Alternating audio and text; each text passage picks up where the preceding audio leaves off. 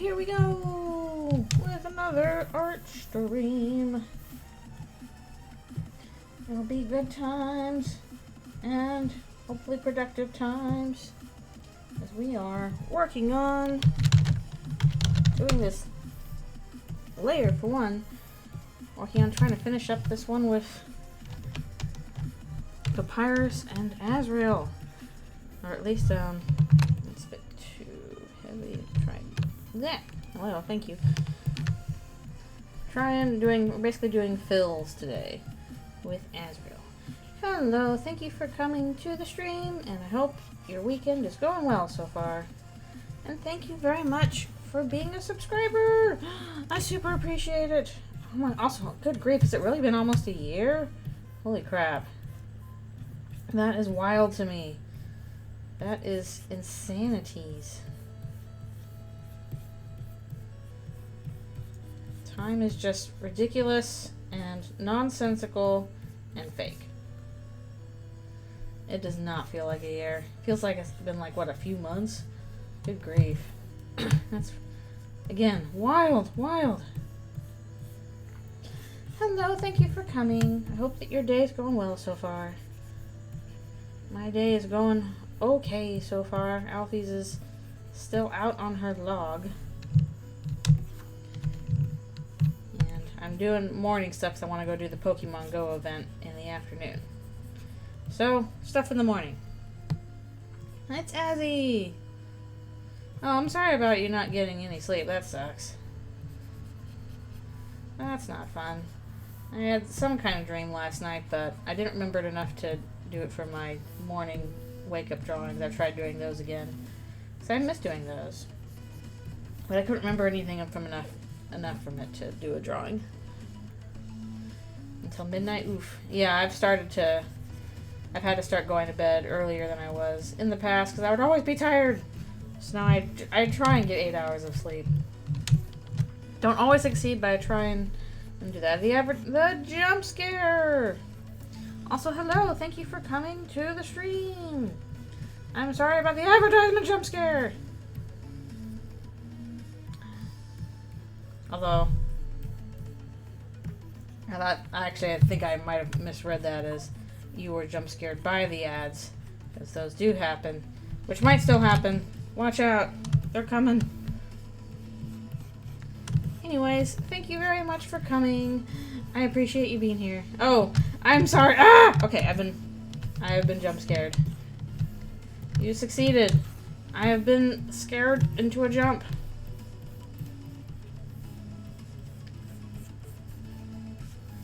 I feel like jump scaring is like its own special art that requires, I don't know how you do a successful jump scare. There's probably somebody who studied it a lot more than I have. It's like, I've been scared, but also surprised.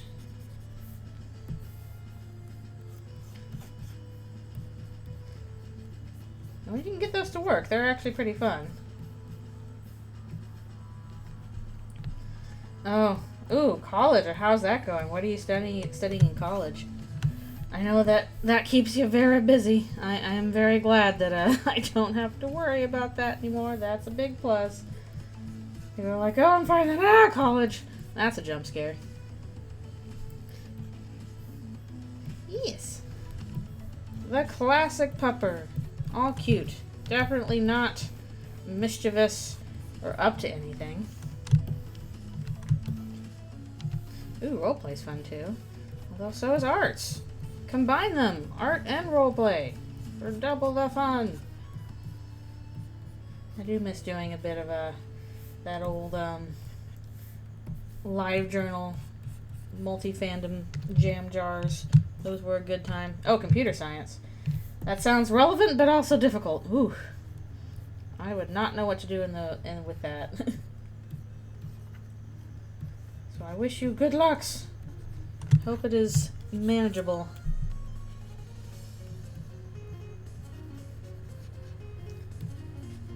All the times I've tried to learn programming, just been in one ear and out the other. I have tried. I feel bad. I don't want to be at the state where, like, I'm too old to learn new things. But it's like, This requires actually a lot of effort, not a matter of time. This college is life. It is.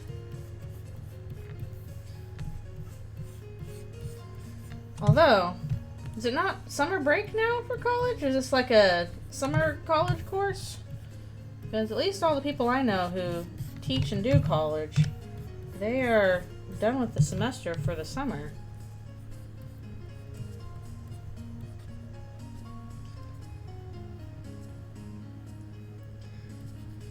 All kinds of job stuffs.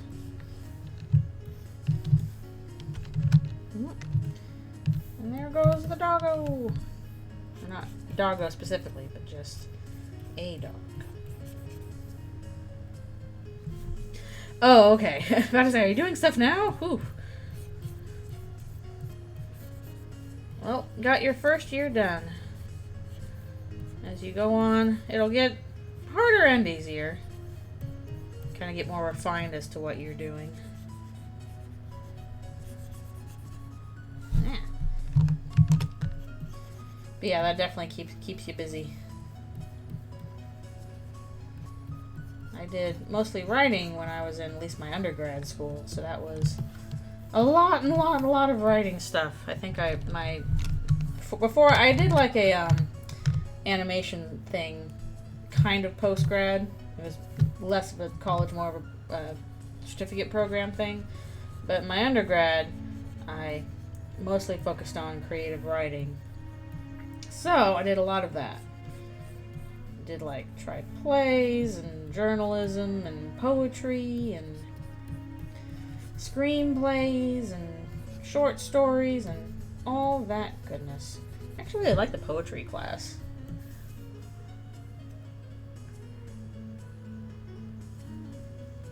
That's neat. Well, FF5 is I don't think that's an online thing, is it? I don't know. Ugh. Iris, why are you behind this thing? Okay.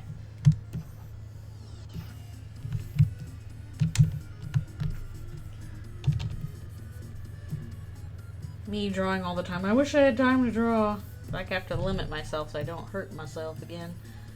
Which is annoying, but you gotta do it. If it's fun, that is worthwhile enough.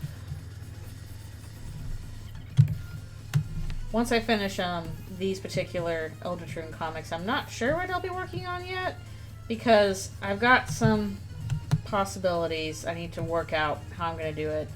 I need to tackle inbox stuff again, but I'm not sure. I'm like, okay, should I try and do some other scenes that I only have some vague ideas on right now? Should I try and focus on doing stuff for the ending, which is going to be very time consuming because it's going to be long and complex, and crowd scenes and destruction and all that. But I also want to do a little project thing for the Eldritchrune anniversary coming up in the fall. So I'm going to start on that because that'll take a little time. So things I got to figure out. Yes, it's Papyrus. He finally makes an appearance with a lot of guesswork as to how he'll be because we haven't seen him in Eldritchrune yet. Yes, you did show me those a while back. It is the great Papyrus. When will we see him in Eldritchrune? When will he show up?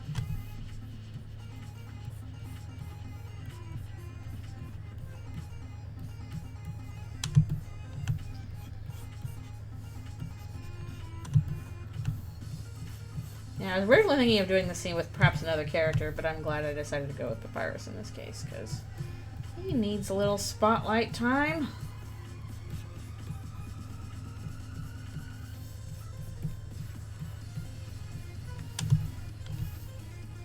That makes sense.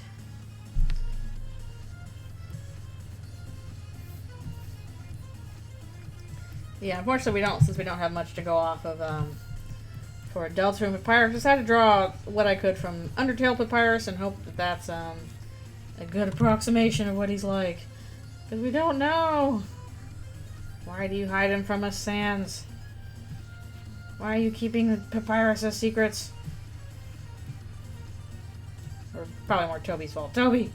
Why are you keeping Papyrus' secrets? Well, I imagine after a year of practice, probably would have improved on stuff.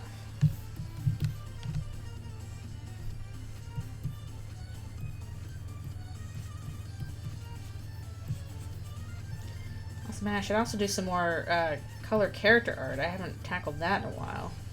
And I'm like, okay, I gotta do like the ghosts and maybe rules card, and there's some options there.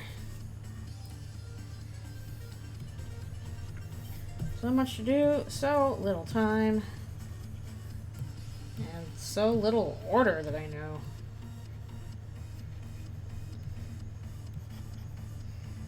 I don't know. I don't know the FF5 classes very well.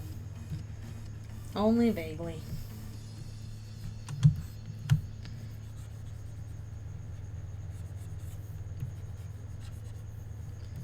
Always enjoy getting to do annoying dog again. Good doggos. I know nobody says doggos anymore, but I don't care. I'm gonna still do it. I will be cringe about it. There's nothing you can do about it.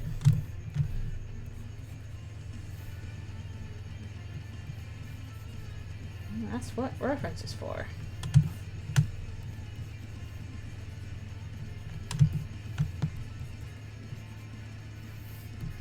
We'll be able to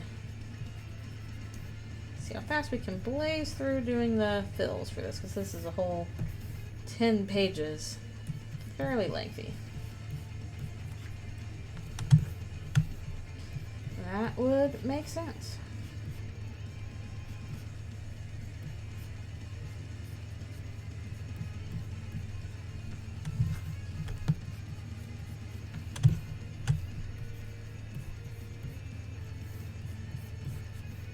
Also, I feel like annoying dog is slightly different than usual annoying dog. Like a regular annoying dog looks like a little Pomeranian.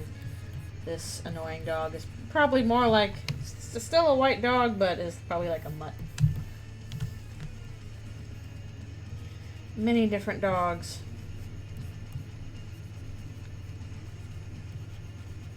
Oh, it's unclear how many dogs this counts as, although probably just one. As far as we all can tell.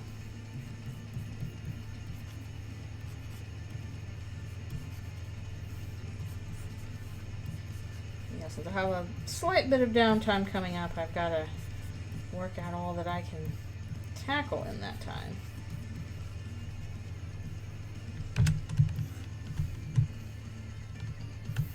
I have not played any Persona games. Perhaps I should sometime, although I actually was thinking, oh, I should try a Pokemon Mystery Dungeon game sometime. Those actually look kind of fun. I've only really ever played, like, some of the mobile ones, like Pokemon Shuffle and Pokemon Go. I play all the time. And, the mainline games. I have not tried stuff like Mystery Dungeon. That sounds like that could be fun. Gotta have a good dog.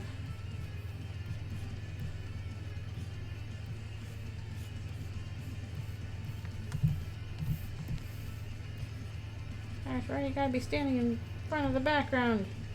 Back of the front ground.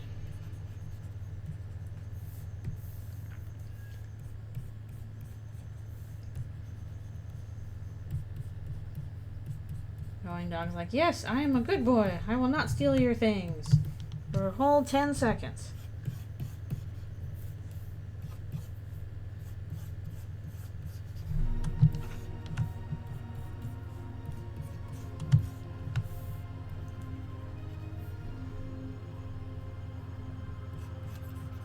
He is, if nothing else, annoying.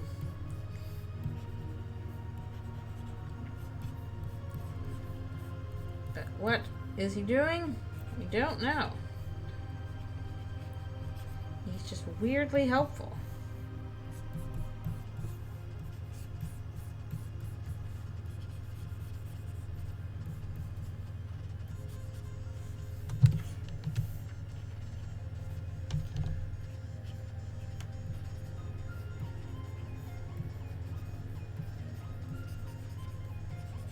This is first time meeting Papyrus, so Papyrus is like, oh, dog. Dogs are good.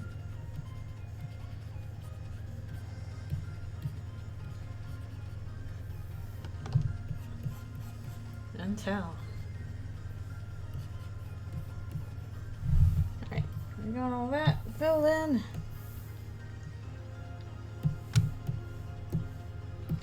Alright, find my distraction. I should just fill those in a little faster. Oh well. We'll do it this way.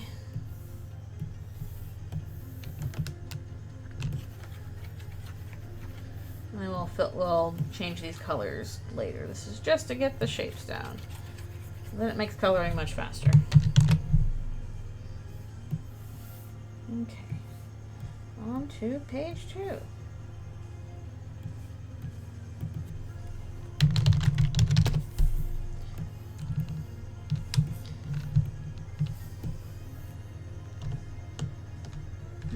Gotta see Azzy and Paps and Dot and Doggy being cute while they still can be cute.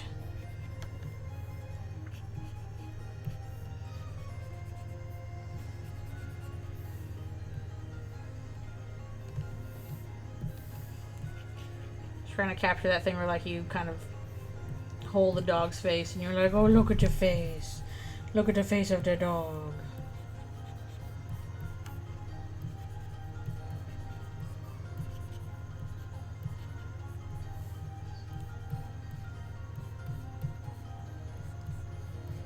And dogs just accept that because they're dogs like that. That's a happy face. And like, oh, I like this woman. I like the stuff you have.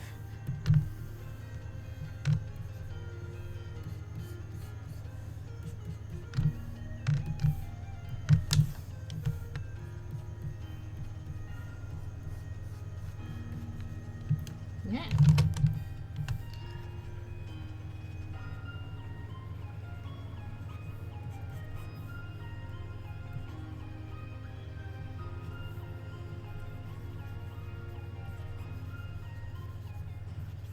I still gotta go through and do the shading on all the backgrounds, which will be a little bit annoying. Hopefully it won't take too long. I guess we'll see.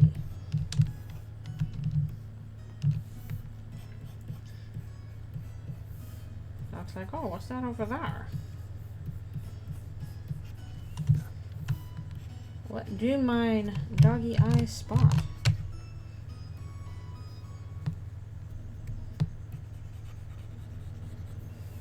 Oh dear. I've been trying to do a little bit more stuff with traditional media in the morning, and it is fascinating seeing how some things work. I actually haven't used crayons in forever, so I'm like, I want to try some stuff with crayons. And I'm like, huh, okay, interesting. But I do miss a little traditional media stuff. Feels good, feels tactile.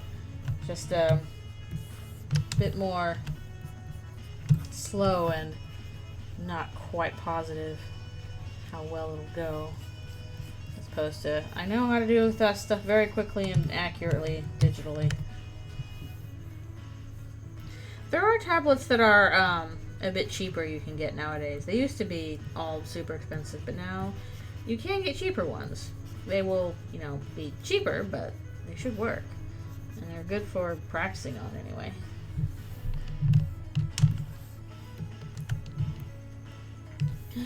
Betrayal! Stole my bone! Hello, thank you for coming to the stream. I hope that your weekend is going well so far.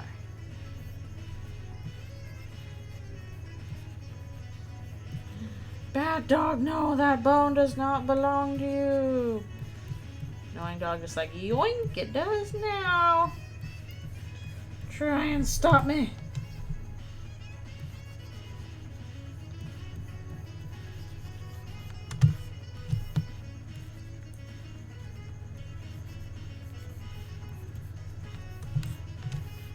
Yep, even when he's not a skeleton. Well, he's kind of a skeleton. He's got a skeleton on the inside.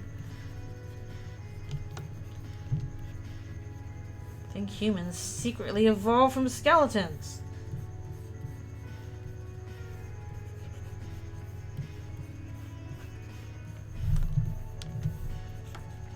Even when he's not just a skeleton, still, bones get stolen. No escaping it.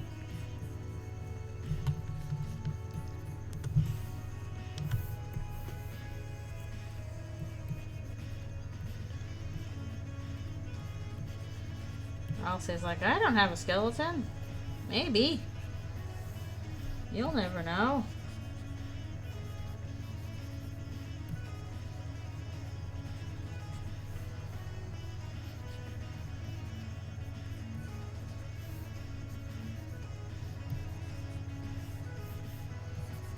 Got little bits in there.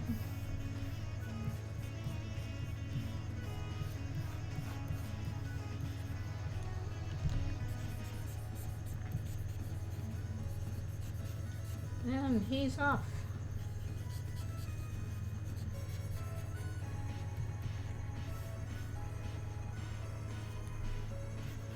Yep, I got all those too. Man, when my friend was visiting, she had these really nice watercolor pencils. Introduced me to those, and I'm like, oh, I actually really like these. I want to get some, but I don't know if any local art stores have them or not. They're very satisfying, actually, to work with, so I would not mind finding those. Maybe I can ask for them for birthday or Christmas or something. And somebody else can do the finding them for me. Yep, art supplies. Good gift stuff. Heck, that's what I did, I think, last year. Mom was like, hey, you need to get a gift for... Okay, what's the term for not your cousin, but your cousin's children? Is that like second cousin? Third cousin? What's the name for your cousin's children? I seriously can't remember. Okay, so you have to get a gift for your second cousins, because, you know, they're little kids, for Christmas. She's like, we're going to get them some art supplies. So I said, okay, I can do art supplies. So we tried to pick out some art supplies from my second cousins. Hopefully they like them. And don't treat them too badly. Because sometimes kids do that. They don't know better. I just know that when I was a little kid, and I had this really nice set of colored pens that I like to draw with. And parents were like, you need to bring those to church so that you can share them with the other kids. And I did, and the other kids ruined them. They didn't treat them right. They pressed too hard, and all the ink spilled out, and I was not happy about that. I'm like, my pens! I was using those. Those are my nice pens! Ugh. Is it first cousin once removed? Okay. So I know that second cousins, I met a second cousin once, and they were older than me. They were like my parents' age, so I think that becomes a second cousin. But if it's first cousin once removed, okay. So my cousin's kids are once removed. Their kids are twice removed. And I guess you go further down the line. I think it's complicated. How do you keep track of that? Okay, so then it is my first cousin's once removed. My cousin's kids. All I know is that once we were on some family reunion thing, and I met a second cousin who like built and designed and built surfboards, and I thought that was pretty neat. And that was my only relation to them, as they were a second cousin, so I don't know how it works. I need like one of those charts.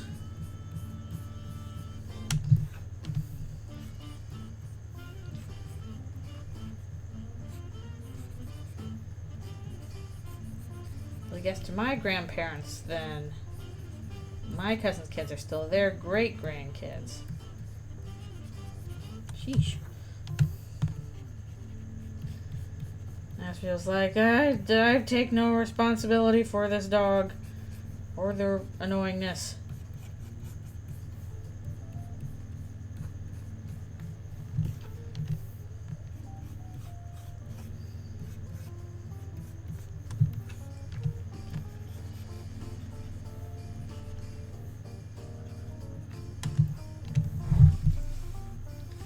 Yeah, kids, please treat your art supplies well. It sucks if you... I guess you gotta, like, try and give them the correct art supply depending on their age. Because some kids, you know, they just don't really know what they're doing, don't have fine motor skills. They're gonna press hard on paper. So you give them big, bulky things that can be gripped easily and pressed hard. And then as they get older, your motor skills improve a bit. You can give them different things. For whatever reason, they gave my really nice, fine motor skill pens to the really little kids who don't have motor skills and pressed too hard and destroyed my pens. Just wrecked them.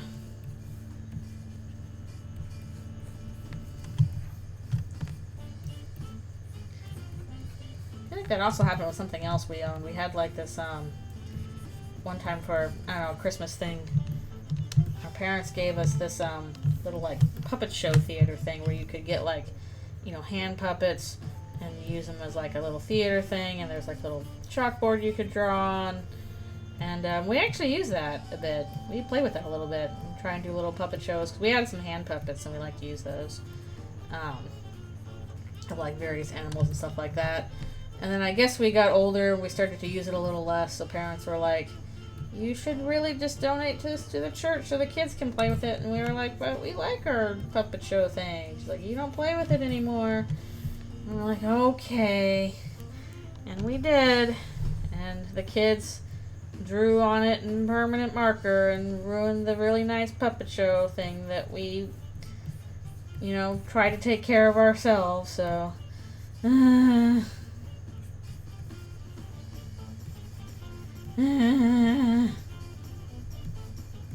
that's how I feel about that.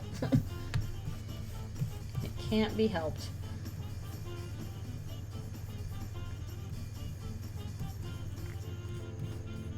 Maybe my parents did not have a good frame of reference in terms of like age groups for those kinds of things. And it's like, oh well, when you guys were, you know, that age, you played nicely with those things. And it's like, yeah, but we were weird. We were, like, me and my younger brother, both, like, artistic, quiet, you know, probably somewhere on the spectrum types, you know, carefully arranging all of our colors in color order. So, I don't think most kids play like that. We were just weird.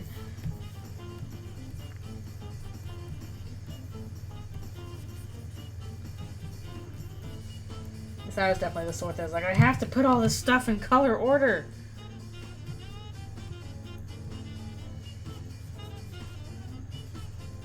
I have to eat my rainbow candies in color order. That's proper. Okay, we'll finish up this, then I'll... Oh, no, where's the break? Where's the break here? Okay, this break's got to be somewhere. Where is it? Oh, dog song. Oh, there it is. It's like, where the heck is the break? That's not what I wanted. Dog song. Okay, try that again. Then I'll take my stretch break.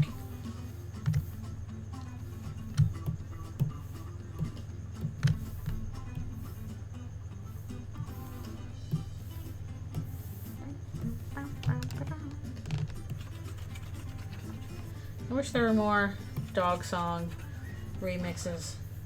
This dog song is good. Okay. Now, stretch break time. Elfies, you haven't stretched in a million years. I mean, there's some, but there's obviously more remixes of, like, you know, the usual big ones like Megalovania, Hopes and Dreams, Spear of Justice, etc.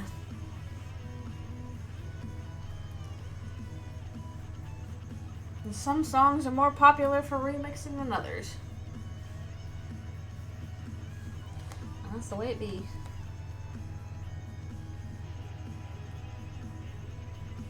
Like this one, I don't see remixed very often at all. All the stuff with Sweet Captain Cakes. There's like 4 different songs for them. In various states of completion and or length.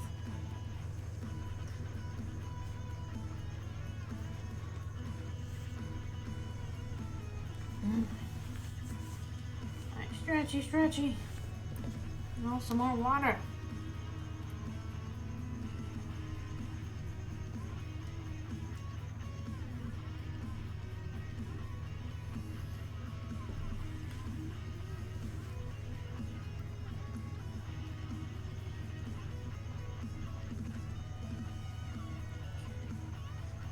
Great, I moved the crickets to the bathroom because it'd be loud and I can still hear them.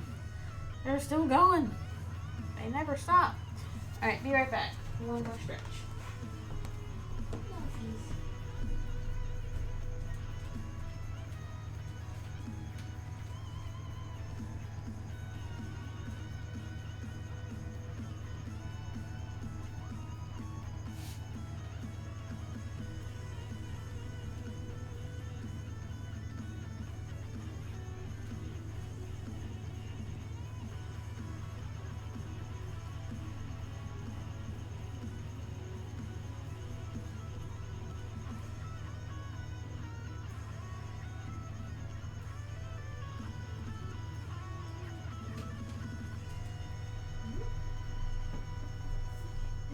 Girl, Alpies has taken to sitting outside on top of her log and just laying very flat on her log instead of inside of it. Okay, did our stretches a bit. Now back to Azzy and Paps, which I think some people ship. Which that would be interesting in Deltarune. Wouldn't quite work in Undertale because Asriel is a child and a flower.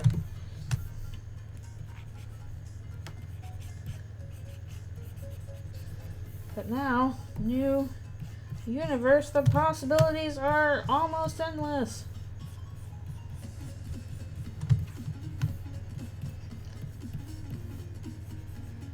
Actually, some things I've seen around is Azzy and Burger Pants or Pizza Pants, which is very funny.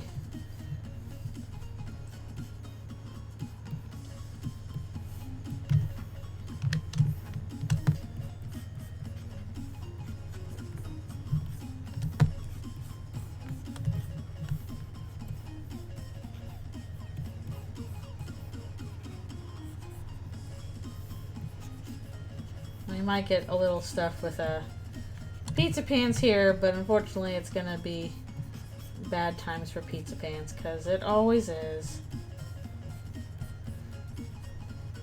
Just can't catch a break.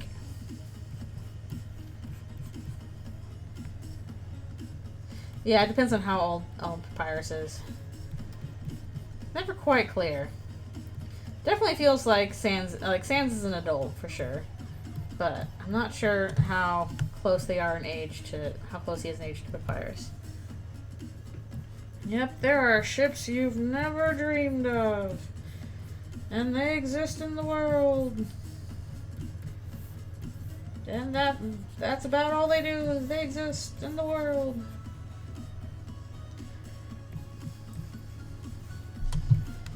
I have occasionally veered into crack ships as they were once known. I don't know if people call them crack ships anymore. They can be fun though.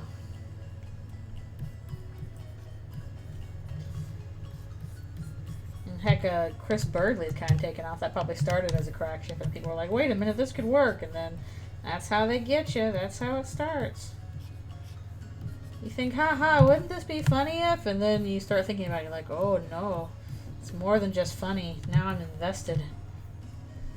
That's how they get you. That's how it happens. Okay, I know nothing about a Danganronpa, so I could not comment on that.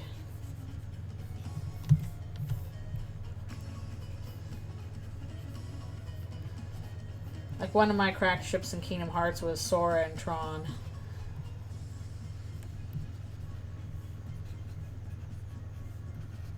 So I'm like, oh gosh, they're actually cute, these little program things, and then there's the extra angst in, you know, 3D where Rinsler, that's tragic.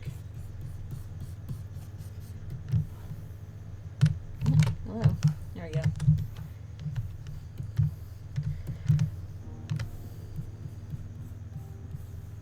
Yep. Spoilers inevitable. I kind of got spoiled on some stuff for I think the first Danganronpa game because I watched a video on it, but I don't remember quite all the details.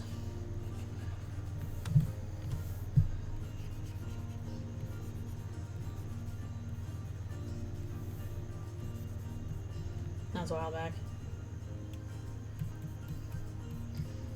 That makes sense. Well, I know it was that one guy from Danganronpa 2 and Sans is in the meme involving Sunday. I don't know anything about that. That's the extent of my knowledge. Very limited.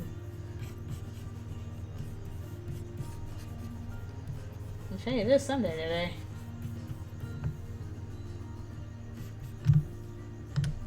Okay, yeah, that was the same. I didn't remember. I've just seen it around.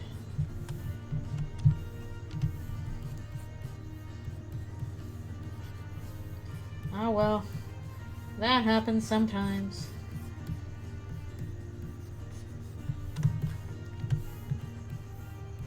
It cannot be avoided.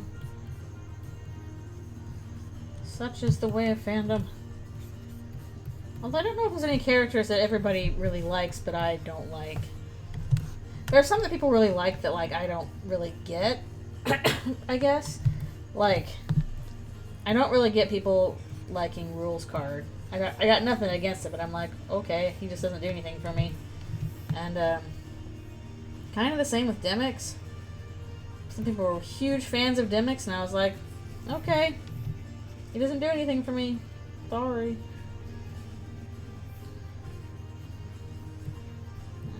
Times like that, all you can do is shrug and move on with your life.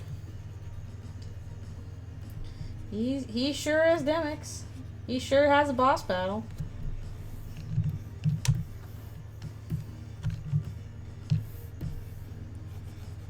A boss battle sure is difficult. Especially if you try some of the harder stuff in Final Mix.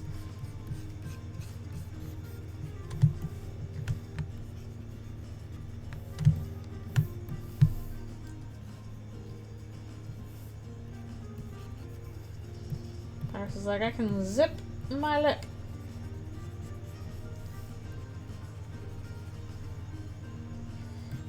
Yeah, Zigbar's pretty well liked, and I'm like, okay, cool Zigbar.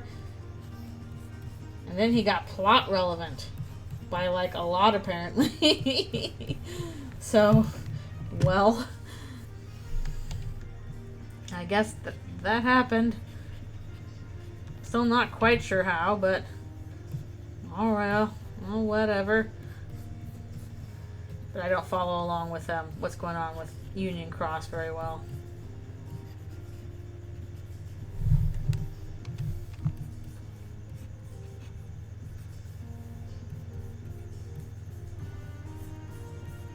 I guess now it's more Missing Link is the big one. Which I've already got a massive multiplayer game that I play. Can't really add more. Don't have the time.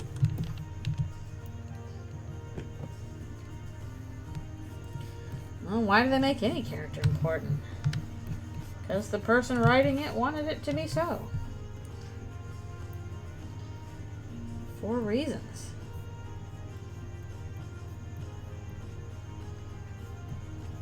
And I guess they kind of set that up a little bit, and like, too, he's like, oh, you're not as cool as the others. And you're like, gasp, he knows about other Keyblade wielders? And that led into some surprises. Yeah, there were some hints. At least it didn't come out of nowhere or anything like that. There were hints towards it. At least a little bit. I kind of would have preferred if that happened with Luxord, though. I kind of liked Luxord more.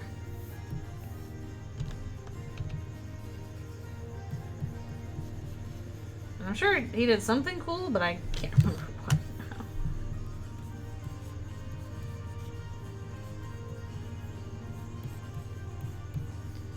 Also, I was fond of the Chain Memories Basement crew. I liked Zexion and Lazeus and Vexen. Well, Vexen kind of got important. He definitely sobered up quite a bit.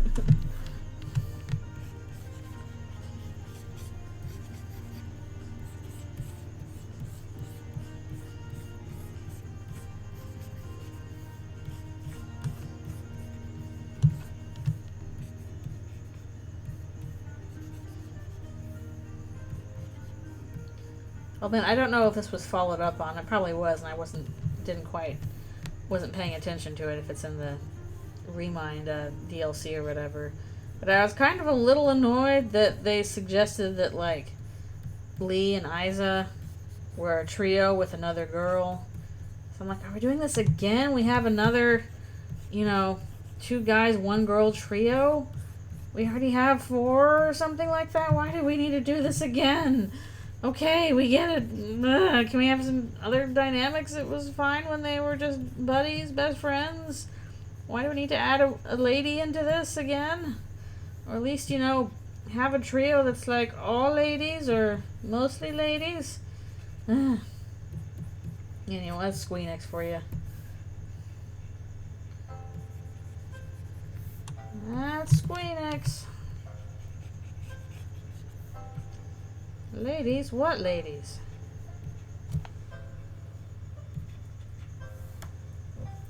Yeah, I didn't ship them too much initially as well, but unfortunately, I will have to say, I think the shippers have a point by this point. Just in terms of development. Like, Nomura, if you were trying to avoid romance between those two, you were very bad at it. You did not help with the way you portrayed the characters. Because the yaoi tones are very, very obvious in there. More so than the canon ship that they set up. And it's a little too late to course correct on that.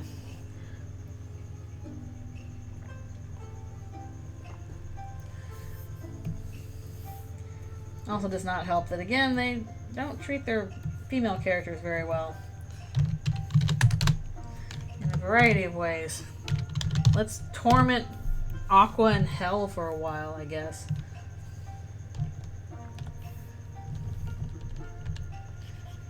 Yeah, again, I spent years, like, kind of avoiding that ship and focusing on Sora Kairi or OT3 was actually my preferred one. Was Big OT3 with them. That was my first introduction to the joys of the OT3. But just in terms of purely objective, like looking at how things are presented in the canon, it's like they are not beating the allegations. This is extremely queer-coded, Nomura. That is how you wrote this. I don't usually do OT3s either, but I am a lot more open to them. Like, I would be down for a Chris, Susie, Noelle OT3. That could be very, very interesting. I could get behind that. I lovely, I can't speak. I love me my Suzelle, for sure. But if we ended up with an OT3, I would not be sad about that. That'd be pretty neat.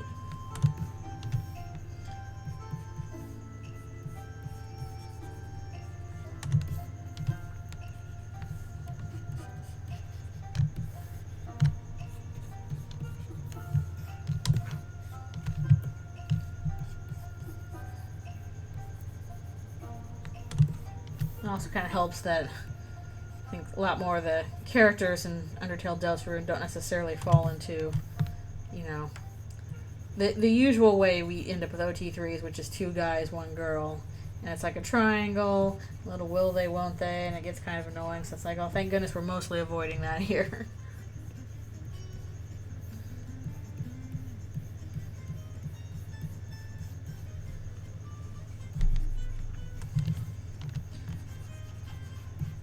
As he's like, wait, what are we avoiding?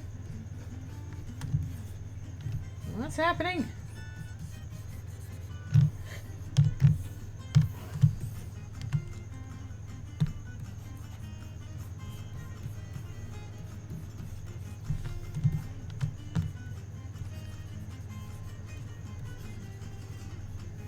I'm gonna get the pirate song going. Perfect.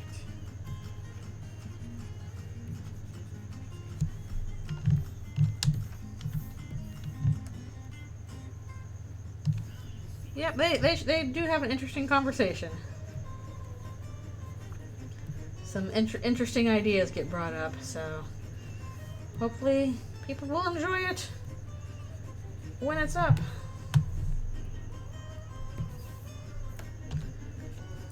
I'm so nervous about writing Sans and Toriel. I'm like, I gotta make them like funny and interesting, and it's really hard to match up with Toby's writing for them because they're just so good,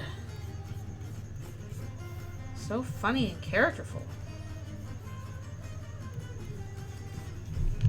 And then that, well, give me my thing back. And then applying that also to an AU space where you have to account for, okay, difference in the universe, but still recognizable as canon, is tricky. Yep, Carol's probably the most terrible person in this situation thus far. Might have overdone it. People are like, I want to see her mauled by a bear. And I'm like, well, you might get your wish. Not by a bear, though. Maybe by an eldritch beast instead.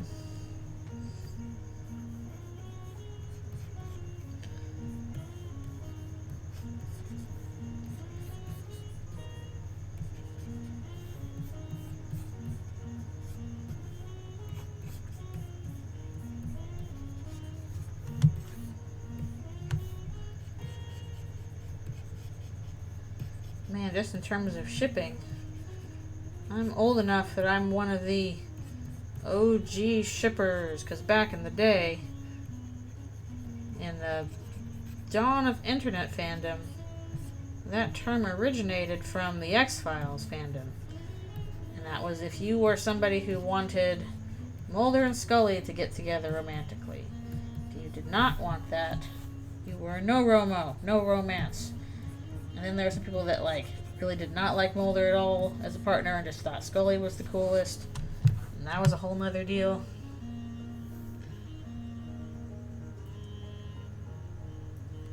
Well, that sucks. Alfie's is the best. And she deserves all the love. I will defend you, Alfie's.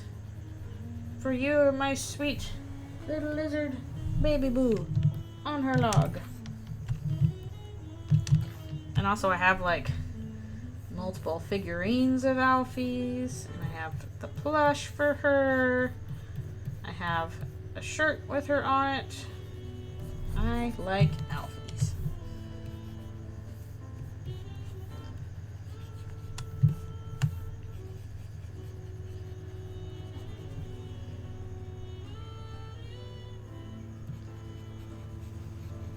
Yeah, sure, she's made plenty of mistakes.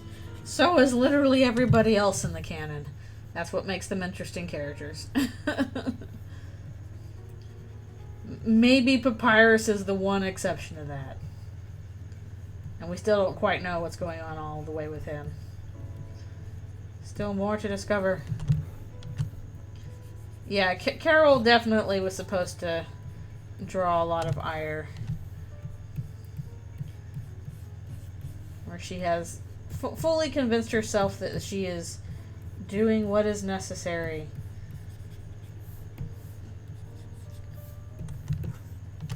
That yes, she is sacrificing things, namely her children, but that it's worthwhile. And it's hard, but somebody has to do it, namely all of you.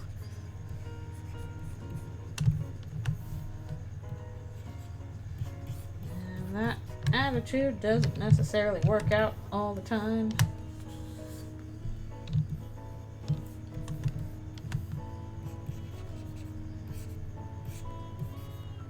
Or even a lot of the time.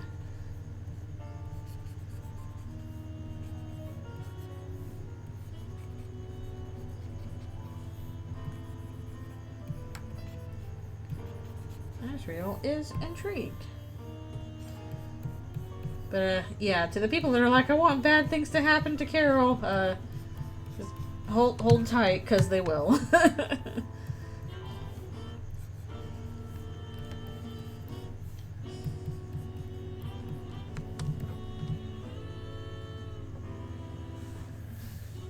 Yeah, Toriel is not, like, I don't dislike any characters, really. But, Toriel is, I think, often misunderstood. Like I mentioned, I said in that one ask, I think her issue is that, not that she is, neglectful or anything like that. It's that she does not really know how to deal with, like, kids that are neurodivergent, that are traumatized, that have special needs, that, can't be fixed with just love. And so she's like, well, if I just, love them the right way, if I just love them hard enough, then, things will be okay. And she doesn't know how else to fix the problem except by, well, if I'm just a good mother, if I'm just, work harder at it, if I just, show them I care enough, then they'll be fixed. And the whole problem is, like, for a lot of kids, especially for the human kids, that's not enough. It's not bad that she's doing that, but it's not gonna fix them. And when that doesn't work, she doesn't know what else to do. And then just blames herself for, well, I must not have been doing motherhood well enough. I just gotta try harder. I've just gotta, if I do it right this time, then, I won't lose my kid. And that's tragic.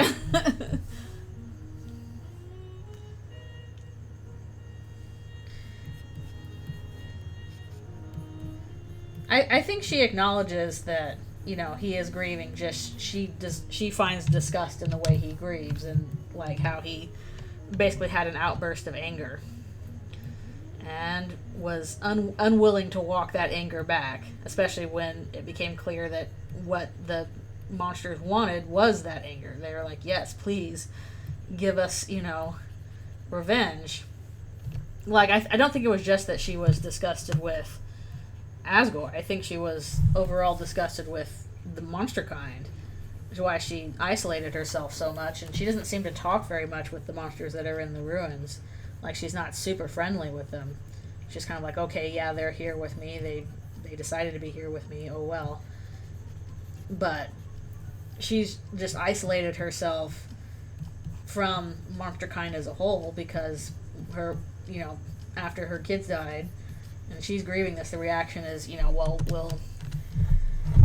we'll get revenge on the humans for this. And she's like, no, this is wrong, this won't work.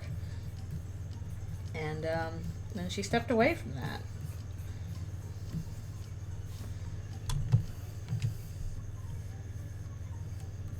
It's very, very interesting character stuff.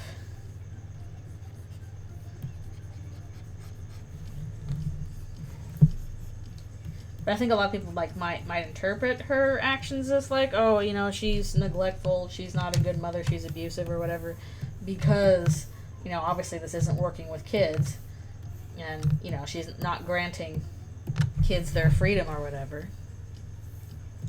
But as far as she knows, or as far as she feels, she's like, the fact that, you know, I lost my children is somehow my fault. I have to make sure I don't lose any kids ever again. You know. Just, very interesting. Tragedy, tragedy. Okay, I can do a little bit more on this page before I do my break.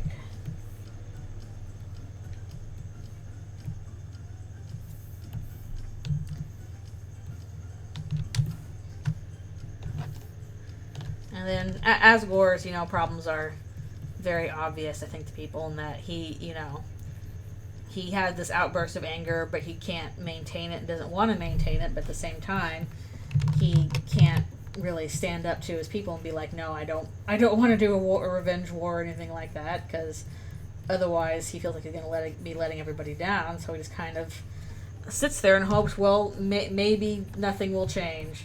Maybe, you know, the problem will take care of itself, and, you know, I can just never have to deal with this. And unfortunately, that doesn't work either.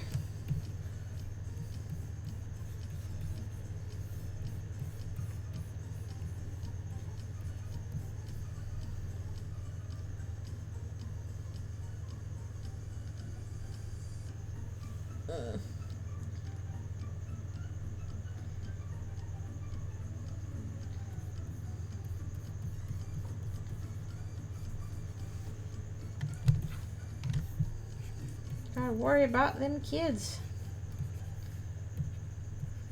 I think Toriel worries a lot about her kids, to the point of just like, again, if she doesn't know how to solve the problem, then she just keeps trying the solution that she knows.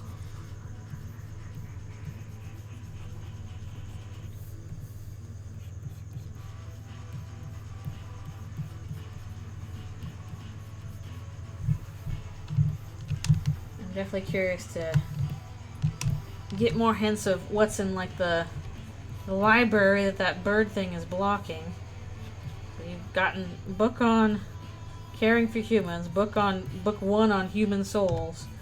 What else are you hiding, bird guy? What lore are you gatekeeping from us?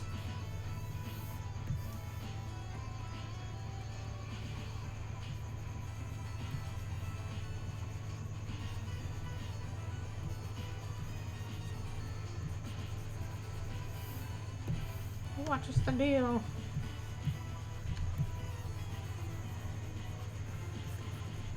And he's like, I must think.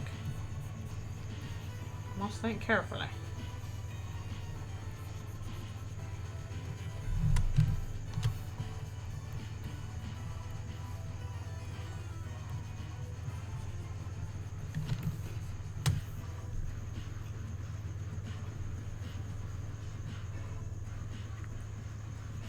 Yep, sometimes life stuff just pops up and you're like, I can't do stuff for a while, I gotta take care of this. Or, you know, people can't finish a project because they get tired of it and can't get the motivation. It happens to the best of us. And that is just the danger, that is the inherent risk of art you're getting for free.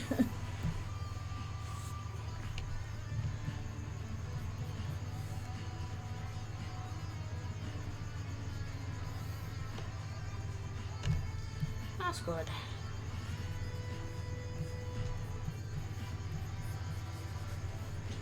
Still more comics I need to catch up on.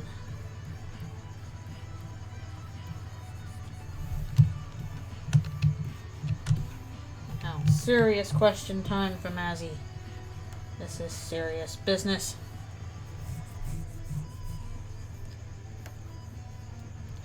Definitely need more Caddy and Jockington love. I still am convinced they're going to be showing up more in canon itself as we get further in. Jockington's going to do something very cool and or funny. And then people will understand his genius. His sports genius.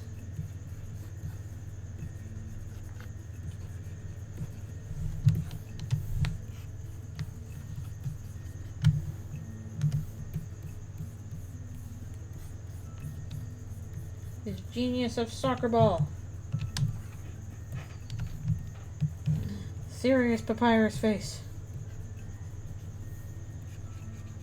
This is serious business.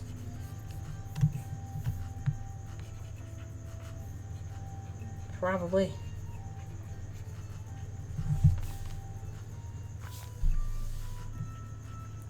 Yeah, that seems like a pretty big point there. Her and Chris both being into occult stuff. Her supposedly doing protection spells on Noelle. There's got to be follow-up on that, for sure.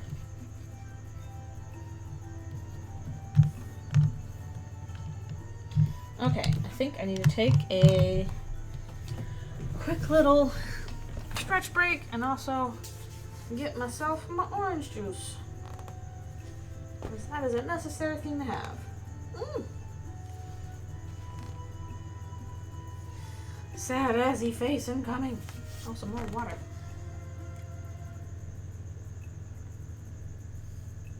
Ooh. But gotta stretch.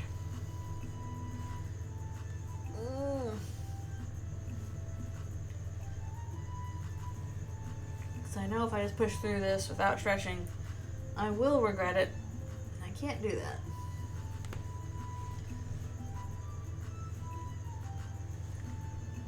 Whew.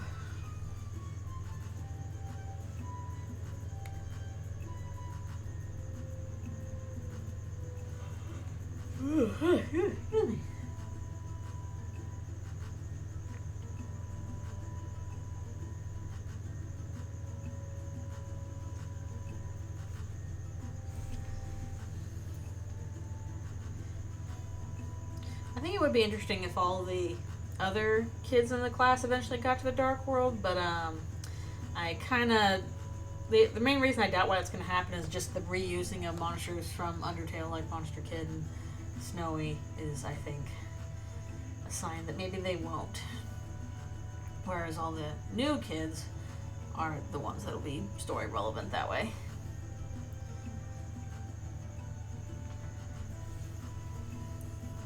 The new kids on the block, as the band goes.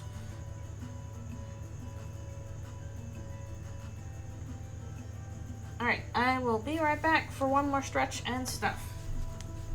And so, Alfies, you entertain them.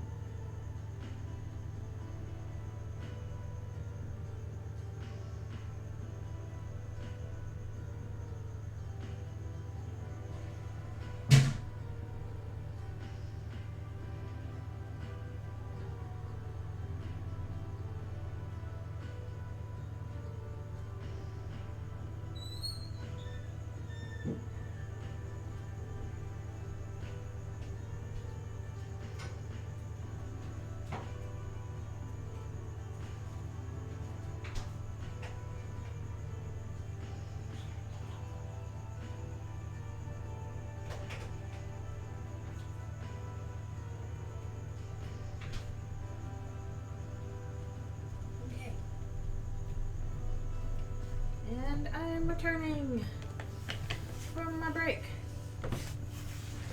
Back at it again at the Krispy Kreme. Hello, hello. Thank you for coming. I wish you good luck cleaning your bathroom. That was me yesterday. I had to clean my apartment. Do my chores, so I cleaned the bathroom. Well, in that case, I was listening to an audiobook a friend recommended me. And it was interesting but a little sad so far. We'll see how it ends. I think I'm about halfway through. Good audiobook though. Good, nice, clear recording of it. But meanwhile, back here with Papyrus and Azzy having their discussion.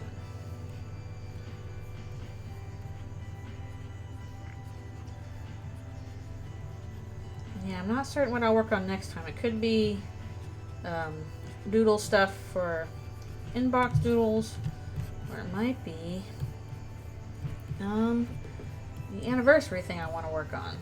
Although probably not, because I probably am not going to get far enough to the point where I can stream it easily. I'm going to do all the planning stuff for it first.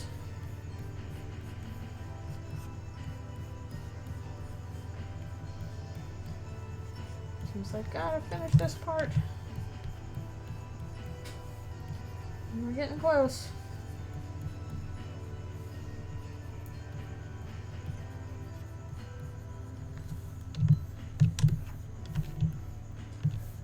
As he's like, what do you mean?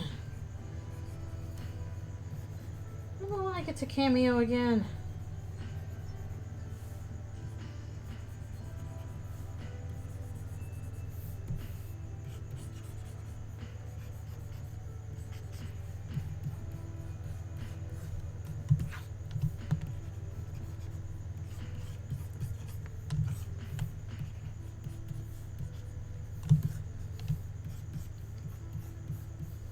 Hopefully I'll have time to do a bunch of writing on upcoming stuff in the next couple weeks. I really do need to set out a list of stuff I gotta get done during my brief bout of downtime.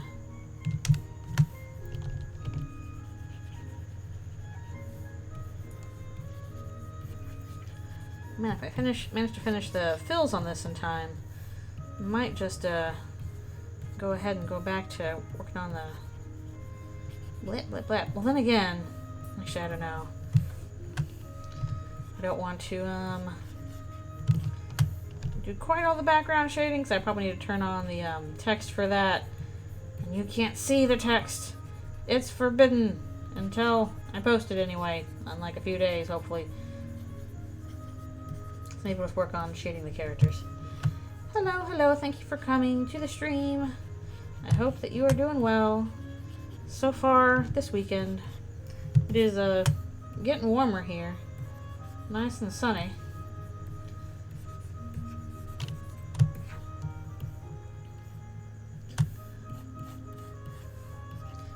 Yeah, costume design is something that I struggle with, I feel like. Some people can just do really cool costumes that are, you know, unique and detailed and have great shape design and whatever, and I'm like, pants? They've got pants, probably. Do they have an accessory? Oh, I forgot it, sorry. Come with a question. Okay, what is your question?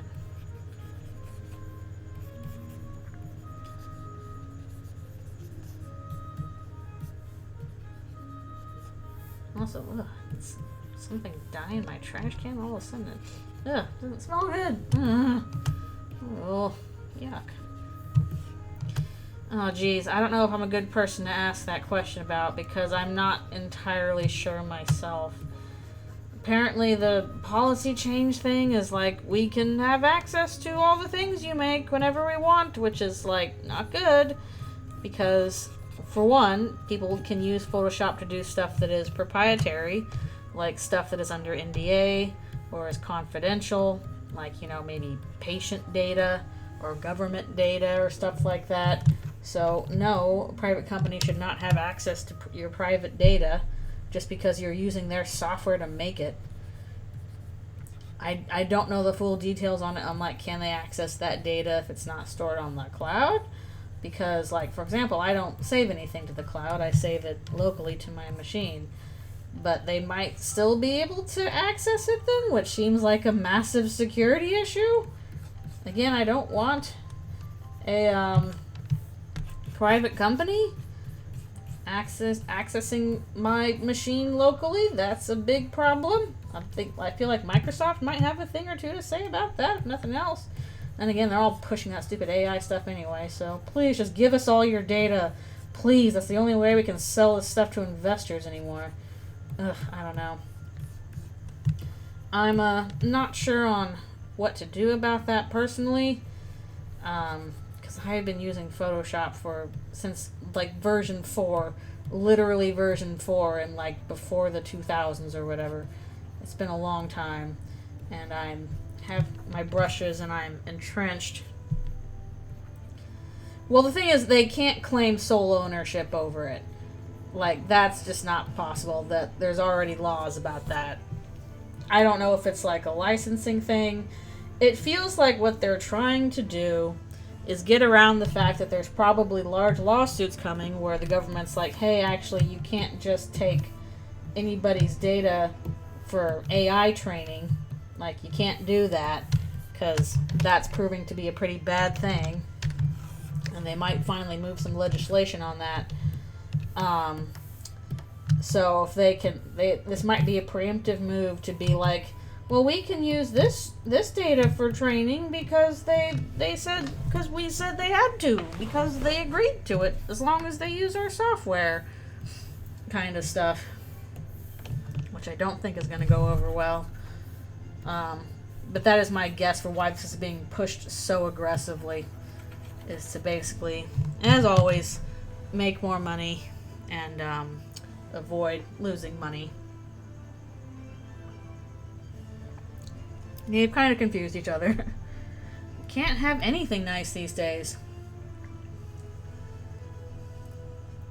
Okay, I understand the gist of the situation. I don't know what I'm going to do personally, because again, I am pretty entrenched in this stuff. And my first thought was, I don't use Adobe products for work anyway, but then I realized I do. We have our scripts done through PDFs so they can be like, annotated and noted. So I don't know if that's going to change. That's not on my end. I receive the PDFs from them and look over them. But if, they're going to claim ownership over what's in a PDF, including, again, stuff under NDA and proprietary software or proprietary files, that's going to be a problem. But at least in my personal work, I'm reluctant to make changes because I'm really entrenched in this workflow. However, if at any point Procreate decides to make a desktop version, then I will probably make the switch to that, because I like Procreate from the little I tried it. I like their policies, their animation program they came out with looks pretty cool. I'd like to try that. My issue is that I just don't like working off an iPad. I don't like working off a little tablet. I prefer my big screen. So, if they can make a desktop version of Procreate, I will make the switch for that, because I like Procreate a lot. And it was a good price for what you get. And, I would pay for that in a heartbeat and force myself to change. And yeah, it's less the fact that I'd have to draw on another program, as I have brushes that I use for Photoshop, and that's what I primarily use. And I would want to be able to transfer those brushes to other programs. When I say entrenched, I mean more like, okay, my workflow is I use these brushes, I use certain Photoshop abilities like, I use paint inside the layer things a lot, the matte layer stuff. So I want those abilities, some stuff like, overlay, multiply, which a lot of things already have. So basically, I think Procreate's kind of closest to that, which is why I'd be willing to switch for that one. So basically, if I can get a program that's like, hey, this has a lot of the same layer features as Photoshop, and I can import all of my Photoshop brushes and still use those here, that will sell me on it, and I'll switch. I've heard Krita has some issues, at least in terms of like it seems to crash a lot. I mean, I guess Photoshop does too, but yeah, I can switch to another drawing program, no problem. I did that briefly when I couldn't get Photoshop working on my Mac, and I used a Mac equivalent. Like, the drawing itself is fine. It's, again, like, I want my layer styles, layer abilities. I want my brushes that I have been using for years at this point and feel comfortable with. So, give me a program that lets me import my brushes, has the same clipping masks, layer styles, and I will happily make that switch. I will happily pay for that and ditch Adobe. And again, I like Procreate when I tried it. I just don't like having to draw on my iPad. So if Procreate comes out with a desktop version that works on a PC, yes please, I will do that. I know I'm not the only one that's asking for that either. So, I mean, if they came out with an animation program, that sounds like that was successful. Crossing fingers, maybe they'll be able to manage it. I'm not sure what the difficulties are in, programming something for an app on a tablet versus programming it for, desktop use. But I do my work on desktop. I don't really do much on tablet or nothing on laptop. So please give me a good, Photoshop alternative where I can still use the brushes and layers, and I will make that switch. Because, yeah, the whole, we're gonna steal your data to train our stuff, even though nobody wants that, is just super bullshit. I don't like it. And again, I'm just doing this stuff for art. This stuff, once you get into, again, proprietary or even, protected stuff, like stuff that's medical or government, bad. You should not have an automatic license for that. Yeah, I've heard some stuff about Clip Studio Paint as well. I don't know if I've tried that or not. I would have to give it a shot. Again, can I use my brushes? Can I use my layer styles and clipping masks?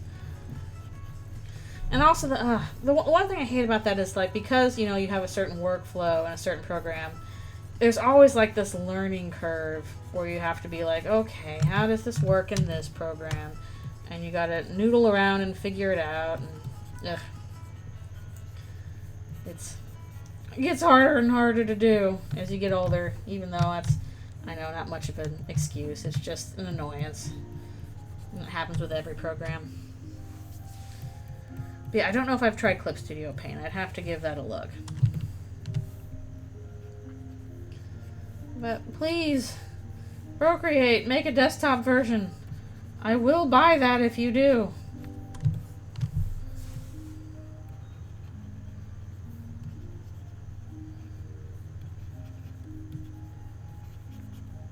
At least on the iPad, it was only $10, which is a really good deal. Even if they doubled that for a, double or triple that for a desktop version, still total deal.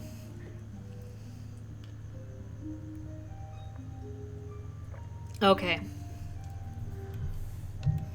I feel like CSP was originally for kind of manga stuff. Am I remembering that correctly?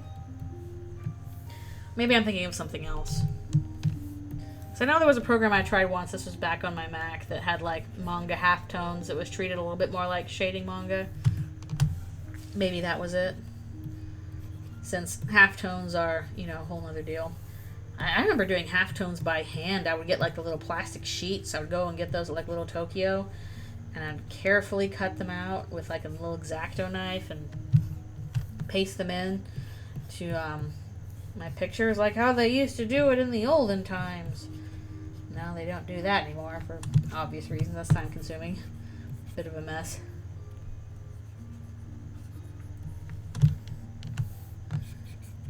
Well, that's how I did it back in the old days. It's pretty fun though. I like doing that. But yeah, I mean, I already didn't like Adobe. They have pretty predatory prices. Licensing stuff as well. It sucks because, again, like all things, used to be the go-to thing for whatever you were doing. It was just, that's why I learned it, because it was like, oh, you know, when I was first learning how to draw on the computer, that was the cool thing, the standard. That was how you did stuff. So I was like, oh, cool, I'm going to learn Photoshop and be so professional and blah, blah, blah. And you use pencil and paper. Well, this wasn't even pencil and paper. This was halftones. These were literally printed sheets of, like, kind of sticker gradients, and you would paste them into your stuff.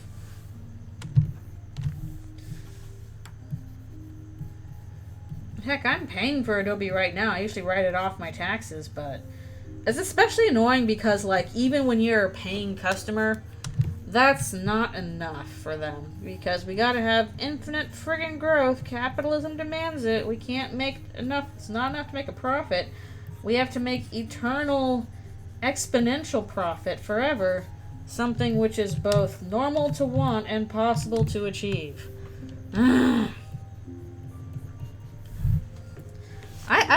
I painted cells too. When I was a little kid, I practiced painting some animation cells, and that stuff's hard because you got to do it in reverse. You got to paint backwards basically when you do paint an animation cell. It was pretty cool, but it was really difficult. Yeah, the price is pretty bad right now. Like, I just pay for Photoshop. I don't pay for anything else. And that's like, what, like $27 a month or whatever? So stupid.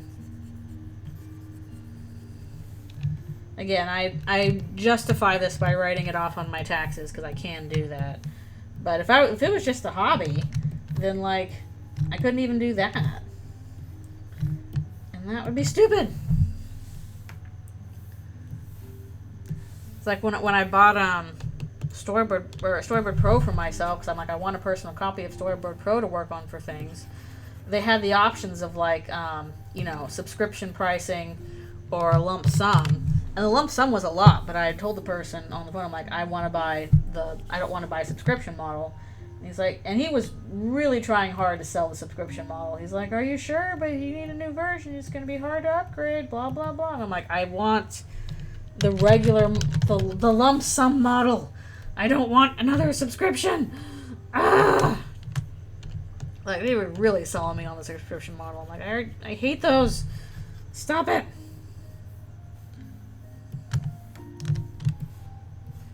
Oh, old school cartoon cells from the 80s. You love stakeholder capitalism. Profits no matter what. Are you doing a good service? Are you putting out a good product? Are you making a profit doing that? Well, that's not good enough. Just, infuriating.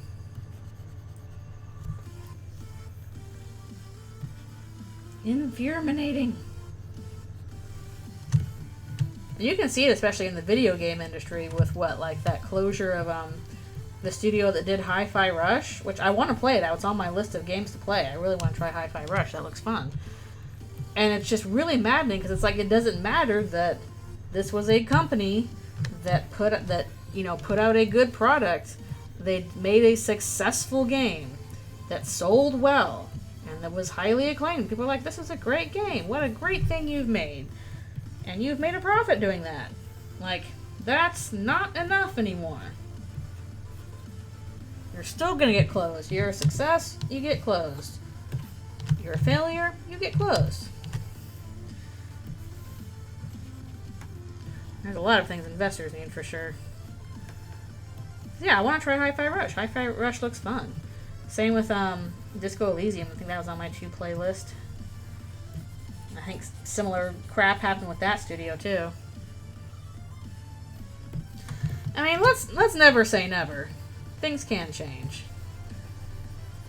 We made this system, we can make a different one. It's just a pain in the butt to get to that point.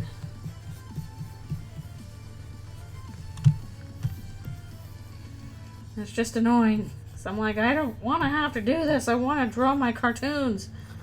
Please. Why do you make it so hard to do the basic things? Like draw my cartoons.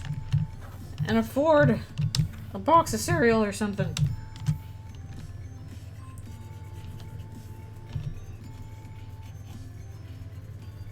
I mean, speaking of cereal, I want to get Trix for my birthday, but the store didn't have any.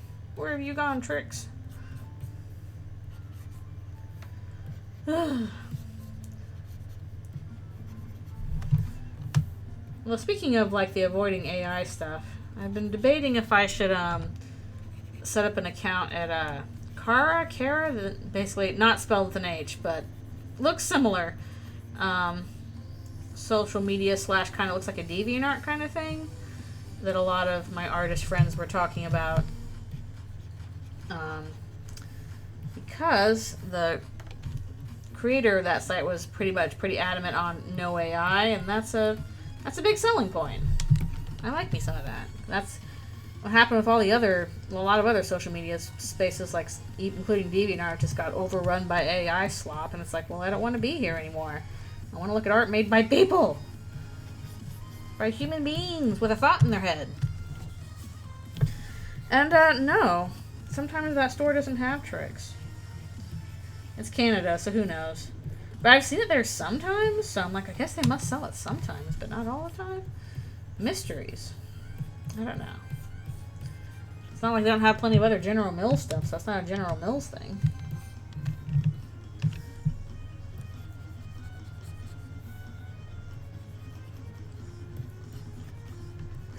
Trix is General Mills, I think. How do I know that? That's silly. Pyrus is like, how do I know this? This is bothering me.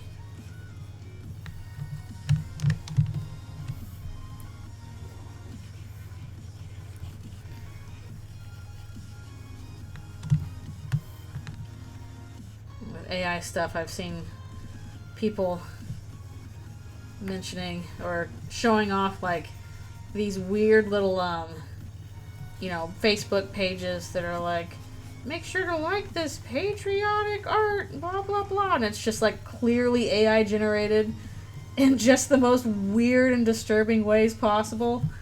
It's so weird. I'm like, who's making these and why? How are you profiting from this? I know you are. You wouldn't be doing it otherwise. But where's the profit you're getting? Facebook is a mess. I pretty much show up there like once a day to like pictures of my cousin's babies and stuff like that. Good job. You had a baby. It's great. Good job. You graduated. I'm acknowledging you. That's about my extent of it. I don't know if it necessarily works as the elderly containment zone, but I guess it works okay for now. Not everybody there is elderly, but I think everybody there at least is there to show like it's not a fandom space for sure. Maybe it was at one point, but not now.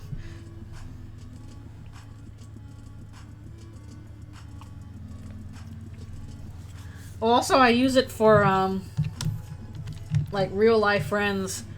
Are we having a party? Are we doing a birthday? Here's the equivalent of a digital invitation to that. I usually do that through Facebook. So at least that has the nice benefits of you can give details on what the party is and where it's located, and people can say if they're going or not. Although that also does depend on everybody you're inviting being on Facebook, unfortunately.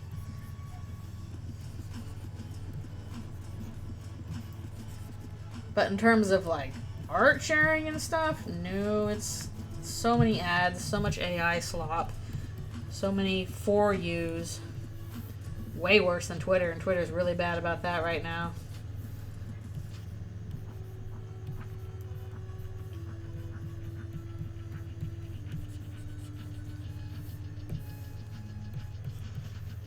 I've been sticking with Tumblr because Tumblr is nice and that I can, it is, for now at least, not full of AI slop. I don't have a bunch of For You recommendations clogging stuff up. I can easily avoid that tab. And my stuff's in chronological order.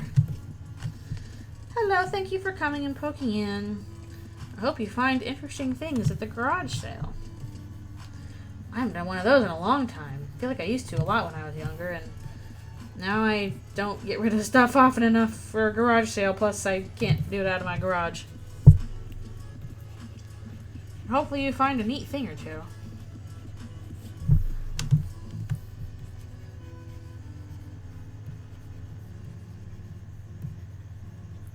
Now all my garage sale memories have been subsumed by the garage sale scene in Toy Story 2.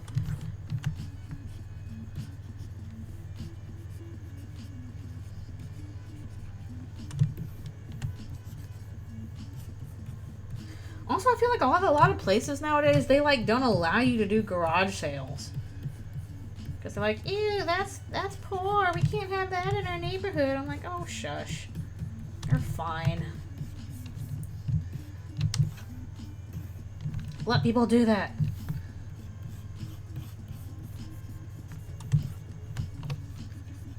It's not even like a major business or profit thing. You're basically just trying to get rid of stuff. For, you know, and try and get back a little bit of money for it. Although I guess nowadays you have, like, you know, buy nothing groups. Maybe I should join one of those. I have some friends who are in buy nothings. Where it pretty much, I think it's kind of a garage sale premise, except instead of doing that, instead of actually selling stuff, you're like, I have this thing, I can't use it or I don't want it anymore. Does anybody in this group want this thing that I don't want to bother selling, but I don't want it anymore? And then you just kind of trade back and forth. And that's kind of pretty neat. Oh no! Oh no, rain, no! That's not a good sign for a garage sale. No, those probably would be collector items now. Good beta tapes? Wow. That's a rare find. Although you have to find a Betamax player. Is it raining hard or is it just like a sprinkle? Also, I might need to stop after I do this for my stretch break. Actually, I should probably...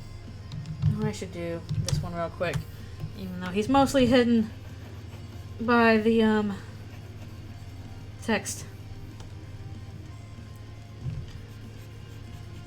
I mean, you'd probably have to go to, like, a specialty shop now to find, like, a Betamax salesperson or repair person. I certainly don't sell Betamax anymore. So you pretty much either have to find a used one and then find somebody who knows how to repair it if it doesn't work. Even that knowledge is probably becoming more lost to time. The ephemeral nature of old technology. It is terrifying and interesting.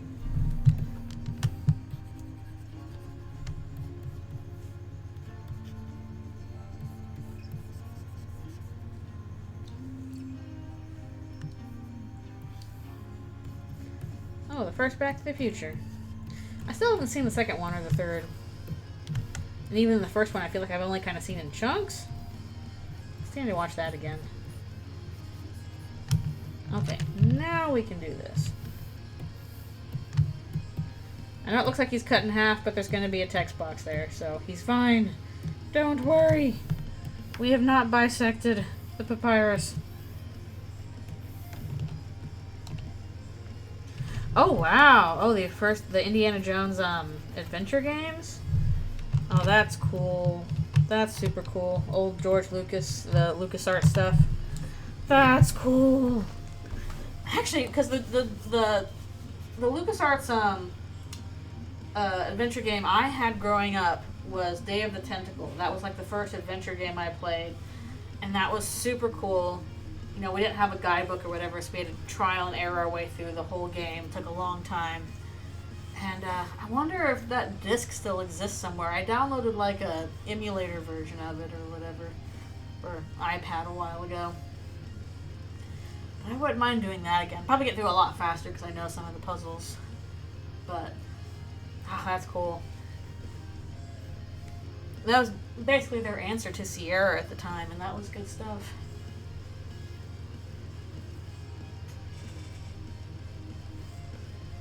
I guess technically Day of the Tentacle also has Maniac Mansion in it, but I never got the hang of Maniac Mansion. It was like, oh, you can play the original game on, you know, this character's computer. And I went to do it, and I was like, I don't like this one as much. I'm going back to Day of the Tentacle.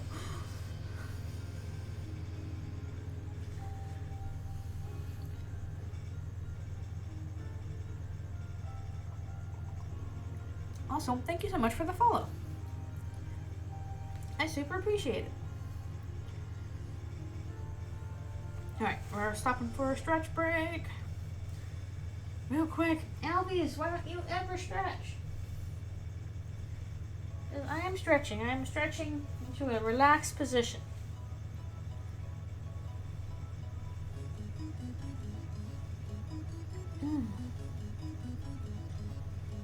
I remember so many old PC games from my childhood that I'm probably lost to time now. Especially if I can't remember their titles. Oh. Alright, be right back for one more stretch.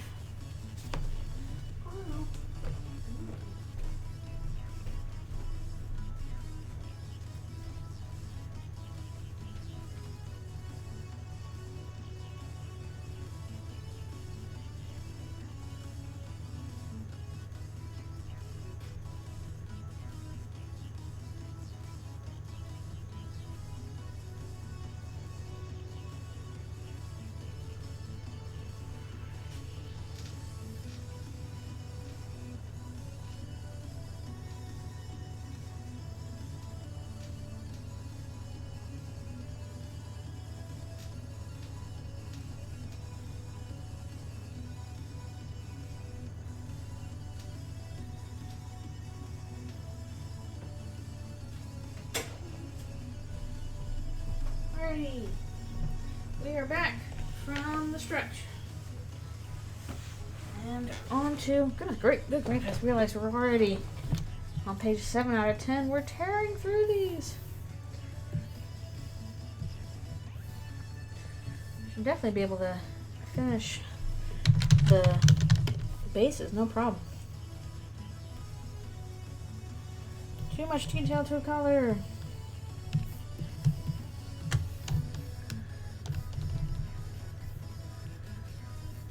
Excuse me.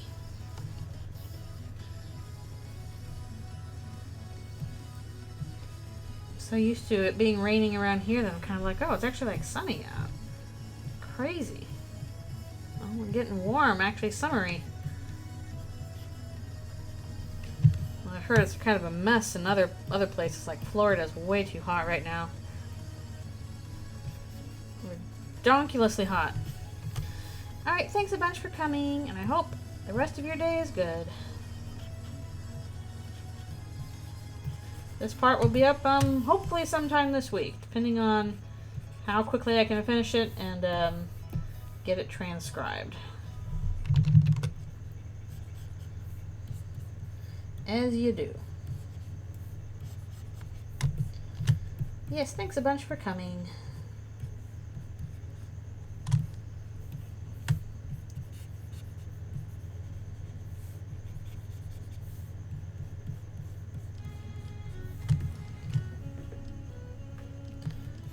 Only got a few left to do.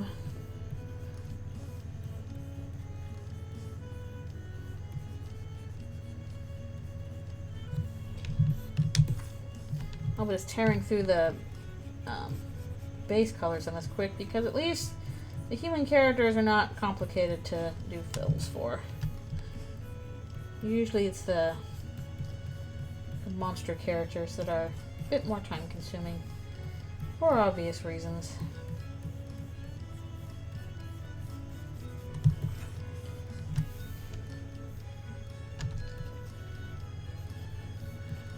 Papyrus is confident as ever.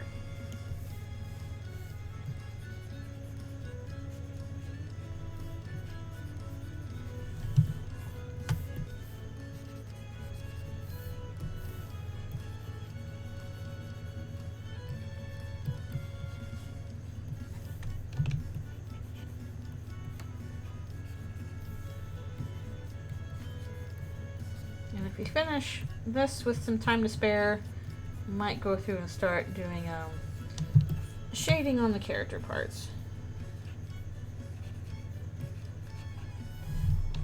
Just a bit, but we will see.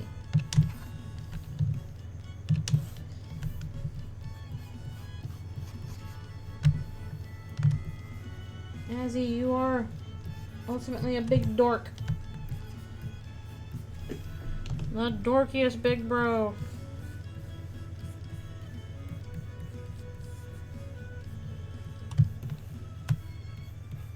When will we see you in canon?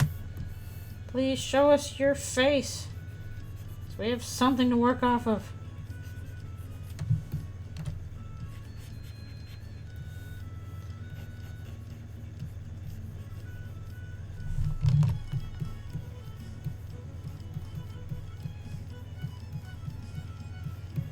Well, who knows when that chapter will happen.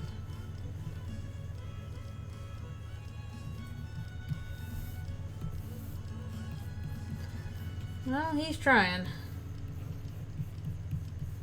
At least in this universe.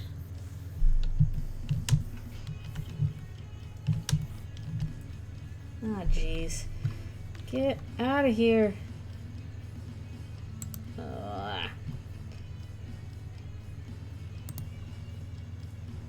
Actually, what is the sword there? Shoebot, be gone. I gotta figure out how to get rid of those. I don't want your cheap viewers. Be gone.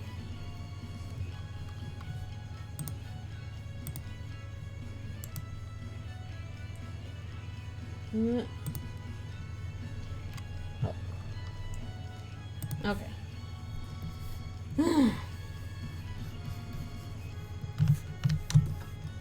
I just can't imagine actually having to buy viewers. That's weird.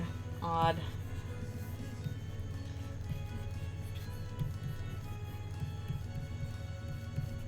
Feels very, very, don't you have anything better to do, energy.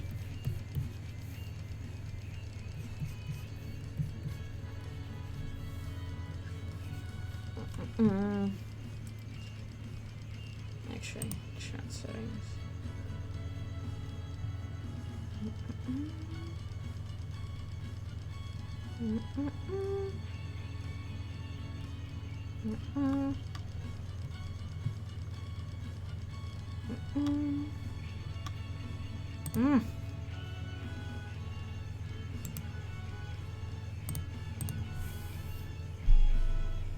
Exactly. Even if it's not a lot, real peoples that came to see you, and that's worthwhile. All on its own. That's the real worth. It's the same exact mentality as any AI stuff. It doesn't matter if it's real or not. All that matters is the engagement. It's like, no. It does matter, in fact. If there are real people behind it. I don't want none of that old, dead internet stuff going on. Honestly, Facebook's probably the closest approximation to dead internet theory at this point. All Twitter is getting close.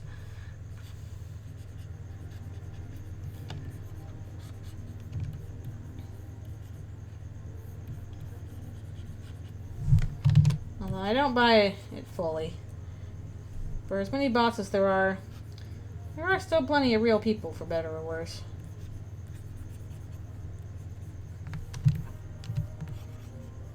Meanwhile, Papyrus gets paid. First time ever. And that's all you can do. Making your own stuff is its own reward.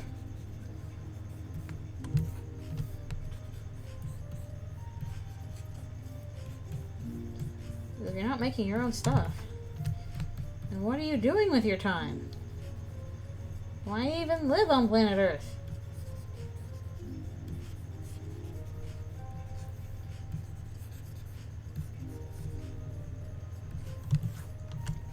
Nope, for some reason I didn't finish that line. Oh well. It's finished in my heart.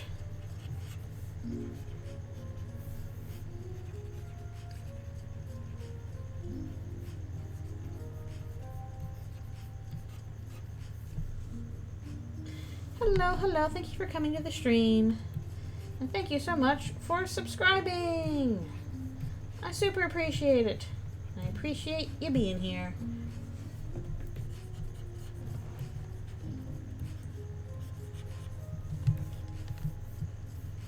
Also, that's a fun little message now.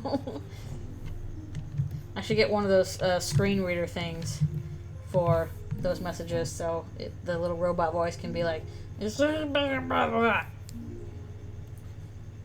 it'll be very funny.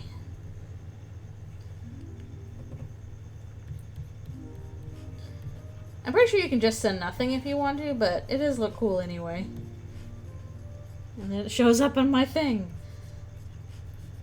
So feel free to send those. You know, I don't know how you pronounce these things.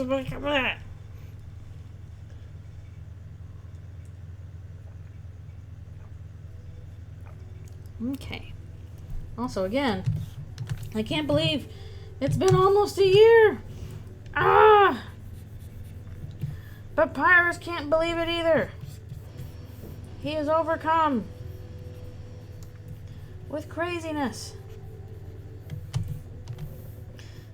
Got the big happy eyes, Paps. I don't know how else to describe that. Big anime eyes. Wowie! Even a skeleton can have anime eyes.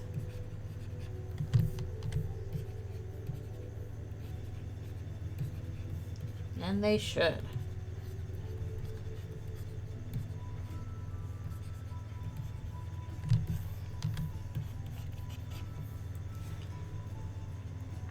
It's been almost a year.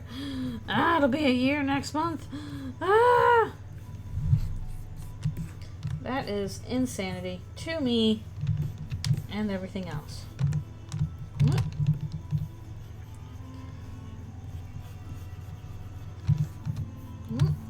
Here.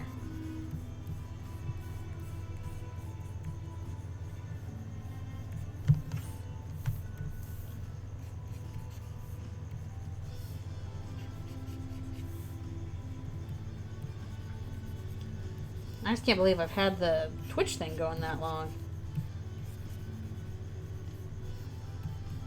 So it feels like it's been a lot less time for some reason.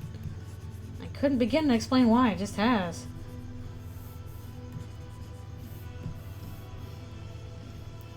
I know. The weirdest thing to me is when people are like, oh, I read Dogs of Future Past when I was a kid or when I was in middle school. And I have such nostalgic feelings for it. And I'm like, nostalgia? What do you mean? That's a very weird feeling. Time collapses as you get older.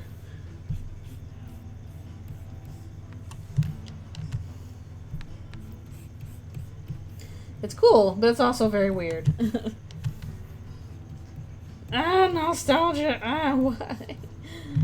I'm like, but this wasn't that long ago. And I'm like, I guess it was. We are rapidly coming up on the 9th anniversary of Undertale. Which, holy crap. Next year it'll be 10 years. That's a whole ass decade.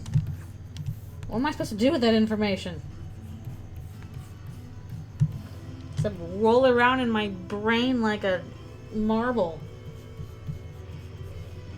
Clinking up against stuff. Ow, ow, ow. Like a super monkey ball.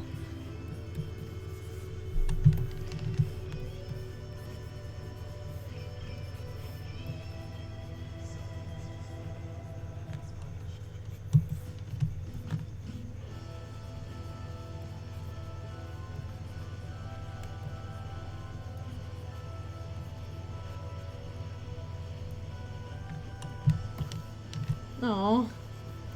Yeah, that is a thing that can happen. That's how it often goes. Alright, do fills here.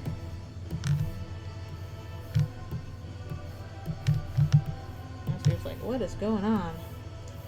They're doing the Spider-Man meme. Imitate the thinking.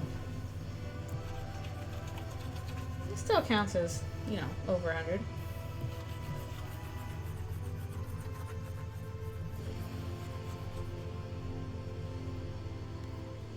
Yeah, that's a whole different series of things, probably depending on the medium it's originally for and stuff like that. Makes a difference there. Okay.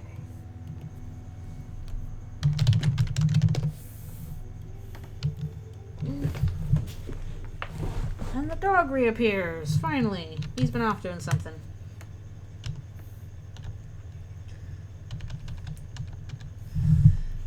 Yeah, I think it's because I wouldn't be surprised if there's a bit more cease and desisting going on with fan comics of comic stuff, because unless it's very clear that, like, okay, this is not an official stuff, then there's confusion with the actual, there's the potential for confusion with the actual brand, and that can cause you legal issues. Whereas if you're doing a fan comic of a video game or a movie or a TV show, then it's like, hey, you know, this is clearly not, you know, the intended medium for it, so this is clearly a fan work. And it's just easier to get by on that. Whereas if it's a fan comic of an actual comic, those lines get a little blurrier in terms of, I guess, intellectual property and how far you can stretch it. And that too. If they're already reading comics, they might want a different medium. Maybe they want to see a fan game, fan music, fan fiction, probably. Now they're getting a lot of movies, though, of stuff anyway, so that part's being taken care of. Movies and TV.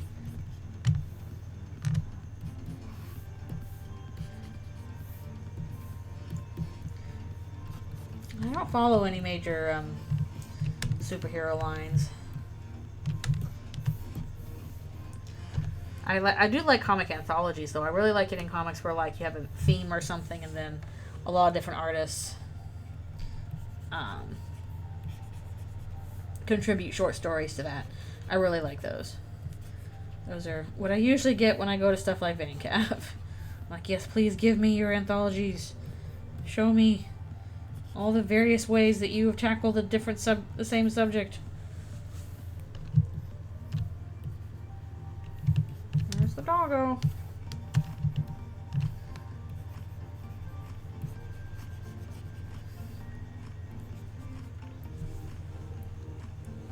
Mm-hmm.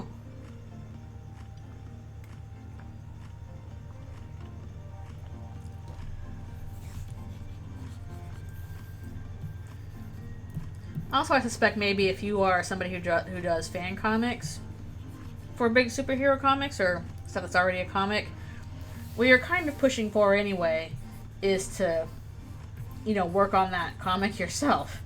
So you might do original comics instead, or anything else. Because comics certainly are a time-consuming medium to do. They are more time-consuming than fanfic, anyway. Not that work doesn't go into fanfiction. It's just in terms of strictly in terms of time investment. Drawing and writing is always going to be a greater time investment than just writing. That's just the way it be. Alright, thanks a bunch for coming to the stream. I'm not sure when I will stop, but I'll definitely at least get all of the fills done here. We were just talking about Cousins Twice Removed. Although wait, shouldn't a Cousin Twice Removed be do you mean a second cousin? So we were talking about this earlier, and apparently a cousin once, twice removed is like your cousin's kid, not like your cousin's cousin or something like that. I think those are your second cousins. So I know I met a second cousin once, and he was older than me. He was like my parents' age. So apparently the twice removed thing is like your cousin's kids.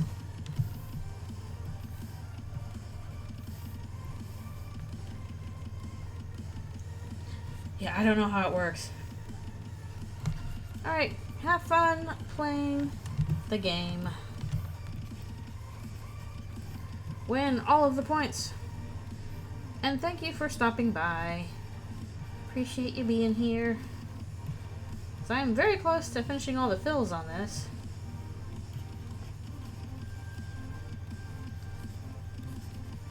Which is good, because it's like a 10-pager, so a bit longer than the previous.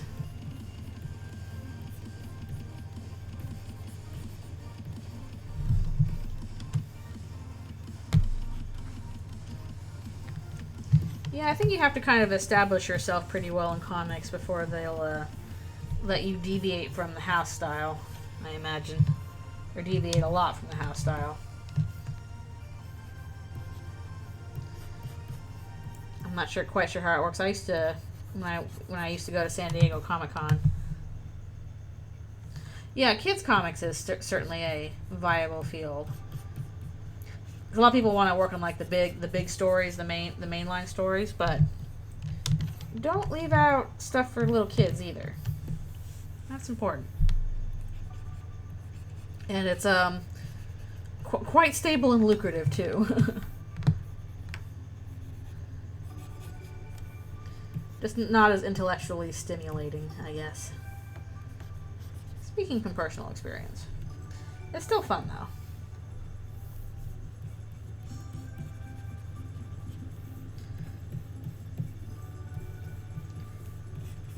Is what it is, and especially like I think it's easy for people to forget that like, hey, superheroes really are still intended for kids.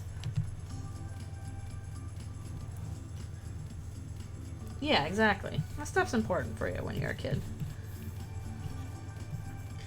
It can't all be Christopher Nolan serious business thing. It's like you need yourself some stuff that's intended for little kids.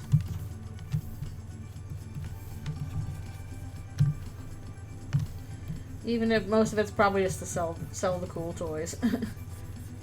That's always how it goes with that. That's where the money is, in the cool toys.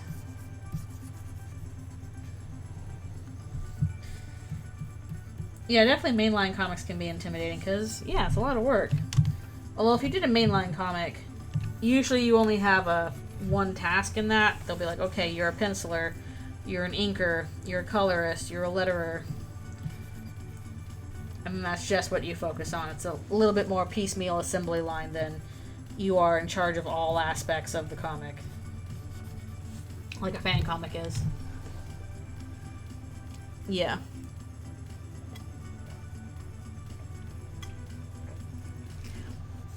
And the continuous continuity is definitely like double-edged sword, because you can do some cool stuff with the fact that, hey, this continuity has literally been going for decades, and all this stuff that happens still matters. But the problem with that is it gets pretty confusing.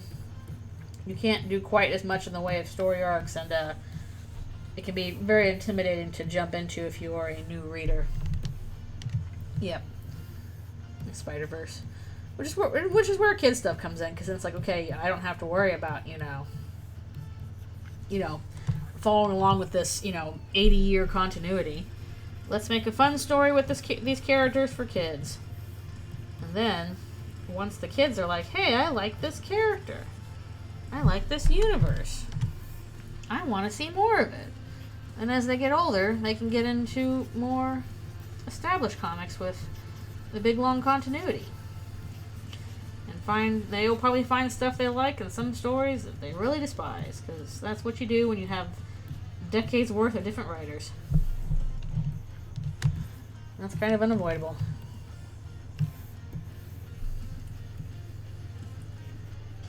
And Asriel is off again.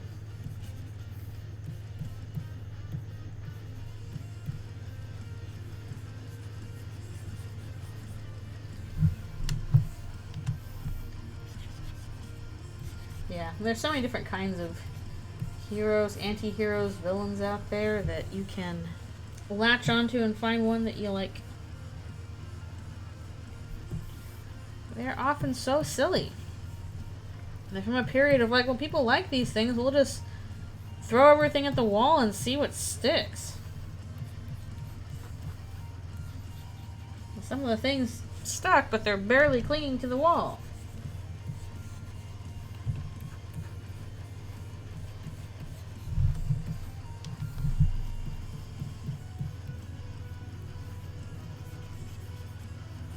I feel like you got a little bit of that in the Lego Batman movie, which would just have a lot of fun with Batman as a concept and as a continuity, while also making it very accessible to little kids. And that's no easy feat.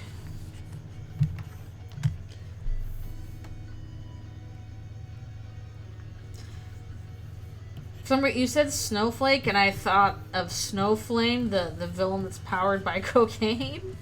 That was what I thought of first.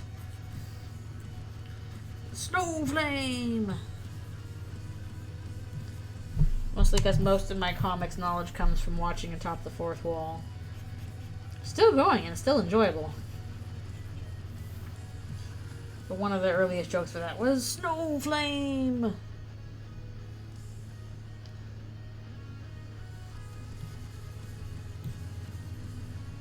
Although, yeah, those, I don't know, I don't think I would feel super represented with those kinds of heroes. Those feel very, those feel a little mean-spirited. Maybe they're not, but out of context, doesn't feel great.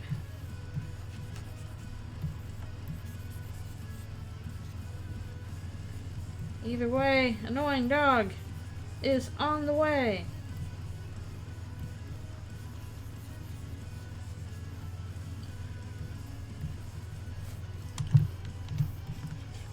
Right, when do I have to stop again? I forget. Oh boy. Ugh, you know what that reminds me of? That, the whole Blizzard's like, we're going to make our diversity chart and plot how diverse characters are on our chart, our circle chart. And it's like, that's not how people work. You don't have least diverse, most diverse. I'm like, that's not how you make interesting characters. That's really bad. I'm sufficiently diverse, according to statistics. It's just so silly. It's very awkward.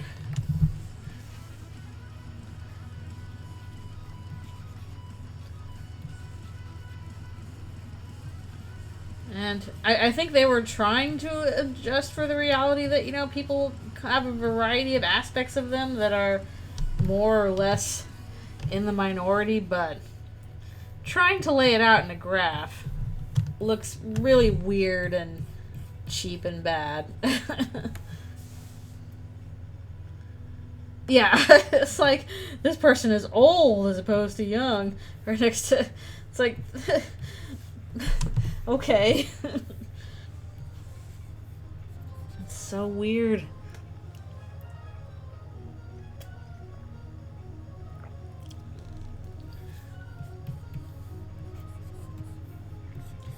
This character is fat instead of skinny. There's no in-betweens here.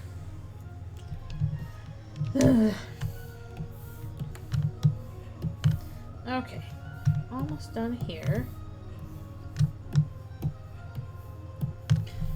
Hello, thank you for coming to the stream. We are close to finishing up doing the fills for this whole section, then we can do a little bit of shading. I'm gonna have to take a quick break for my stretch break. Okay, Stretch break time. Gotta take care of my wrist.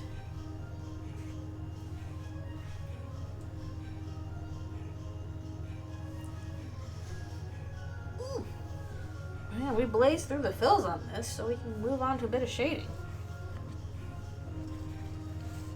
Yeah, exactly. It's like, there's nothing wrong. Like, it's great that you're having diverse characters. Like, that's cool. You don't need to quantify it. You don't need to be like, look how far they are in the diversity chart. It's like, nobody cares. That's not what people are upset about. Please do not quantify it, in fact.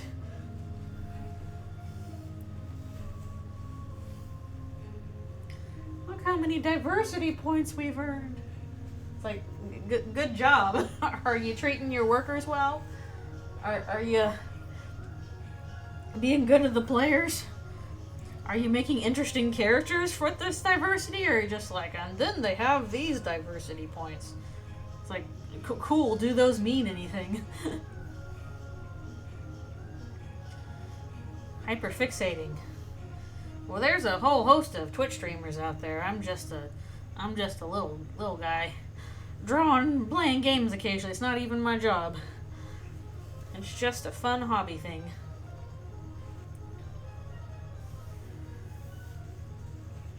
But it is nice how there is pretty much whatever you want out there you can watch. There are so many options nowadays, it's a little overwhelming. At least it is for me sometimes. But I also like listening to streamers or video essays and stuff while I work. Okay, and I'll be right back for one more stretch. No, please. And no.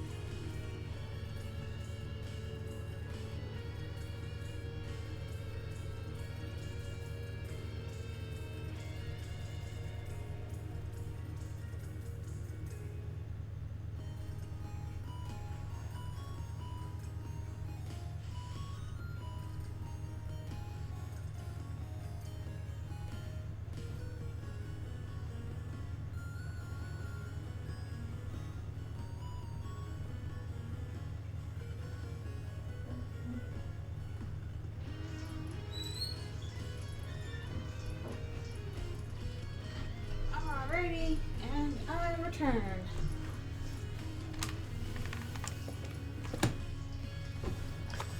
Please let me out of your basement, Twitch. Oh, what community are you looking for?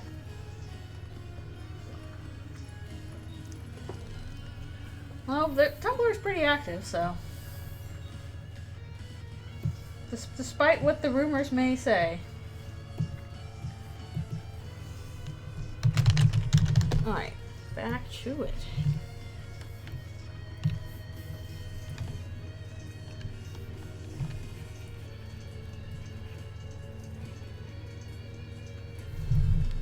And I'm pretty sure TikTok is the happening place to be right now, honestly.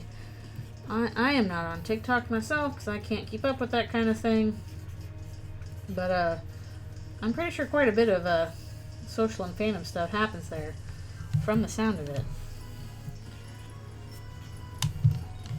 In fact, there's often a bit of pressure. It's like, oh, you're doing art stuff? well, you're gonna have to do like process videos on TikTok to get attention and blah blah blah, and it's like, oh, exhausting though. I like doing this because I like talking to folks while I'm doing stuff, but I don't know how well I do with short form content.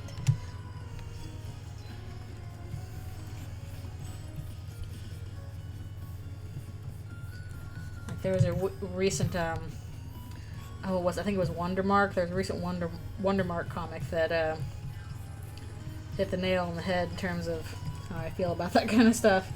I think it's on my Blue Sky. I have to go look it up. Yeah, that sucks. Especially since it doesn't sound like book talk is necessarily the least toxic place to be. But you pretty much have to do it now in order to advertise, you know, the book you're trying to sell. Not the greatest feeling in the world.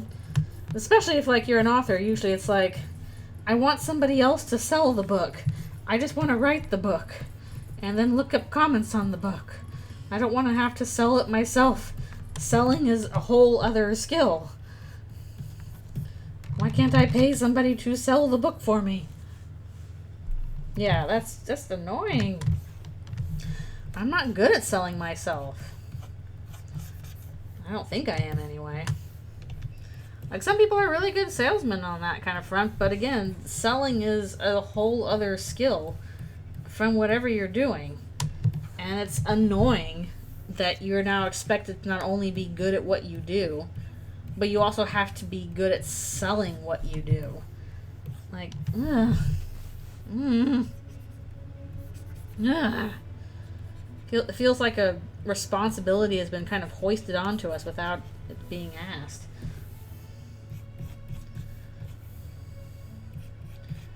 And it's especially hard for artists, because again, a lot of artists are like, that selling stuff is not in our skill set. We're not very good at you know, puffing ourselves up, which is what you have to do to sell something. You can be enthusiastic and excited about it, but you know, the curse of doing art is often you're your own worst critic, and so you get kind of self-depreciating about it. You notice your own flaws easier. And that's not good for sales.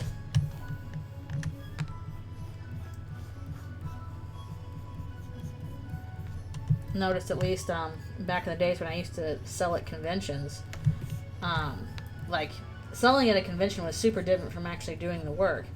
And it was fun to kind of, you know, have to be on and, you know, positive and talking to people and stuff about your work.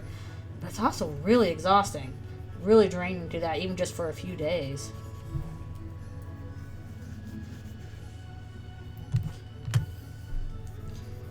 Yeah, putting on that mask is hard. I do miss that a little bit, but I haven't really looked into the local cons around here. Like, I go to VanCap, I know there's Fan Expo sometimes, and I believe there's some furry cons up here too. I haven't gone to many in a while. I need a group of friends to go with. That's my issue. It's hard going to conventions by yourself. Oh no, I'm sorry about that. You shouldn't have to be forced to eat a food if you don't like it. I mean, you should eat stuff that's good for you and a wide variety of stuff, but there's a lot of foods out there. You don't have to eat something if you don't want to, hopefully. I'm not a fan of egg rolls either. That's okay. There are usually other options besides egg rolls, and I usually have a friend there who's like, I will take your egg rolls. I'm like, here, have my egg rolls. For I do not want them.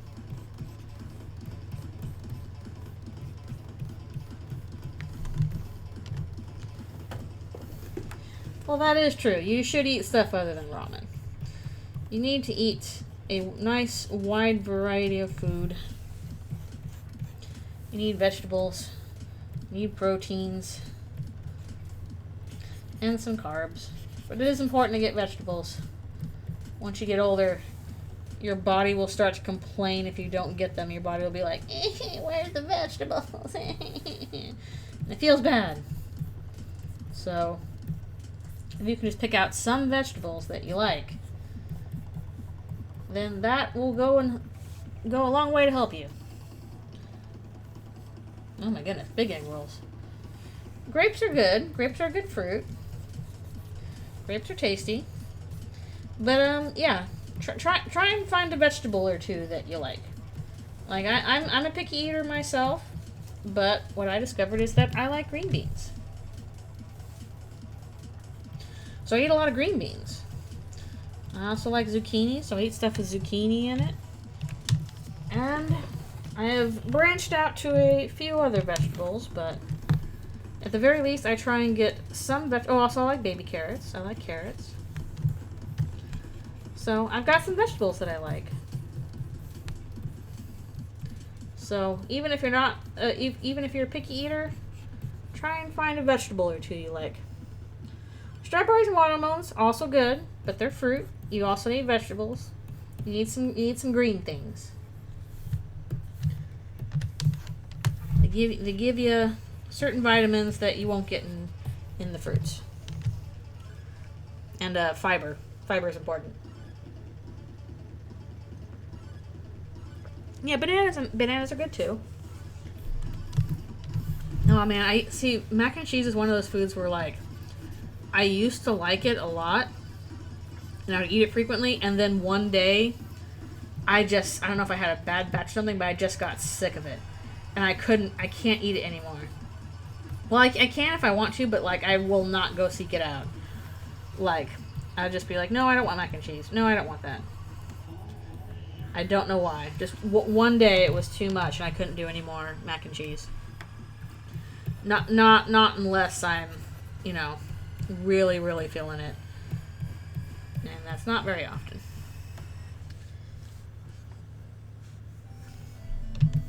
Greasy food is very delicious, but unfortunately it can make you feel bad afterwards, which sucks. Especially happens when you get older. You're like, oh no, this makes me feel bad! Why? It tasted good. No! Crappy. So that has to turn into sometimes stuff. Chicken is good. I eat a lot of chicken. Although I'm gonna make some fish tonight. I'm gonna make some salmon. I had chicken yesterday. Today is salmon. The steak's also yummy. I do like me some fish. I really need to learn how to make that recipe that my parents used to make that was like salmon with a pistachio crust. It's really good. The only problem is the crust kind of takes a while to make because you gotta like chop up all these pistachios and mix them with stuff. But it was very tasty. So I should get that recipe. Doing a simpler salmon thing. Has like a balsamic glaze on it. Yeah, I probably could use a food processor. I'd probably be faster with chopping the pistachios. Although the problem is if you don't get the pre-done pistachios, then like you've got to shell the pistachios too, and that takes a while. I don't think they often sell pre-shelled pistachios unless they're like, you know, these are pistachios and also we flavored them with barbecue and salt. And it's like, I just want a pistachio that's been shelled.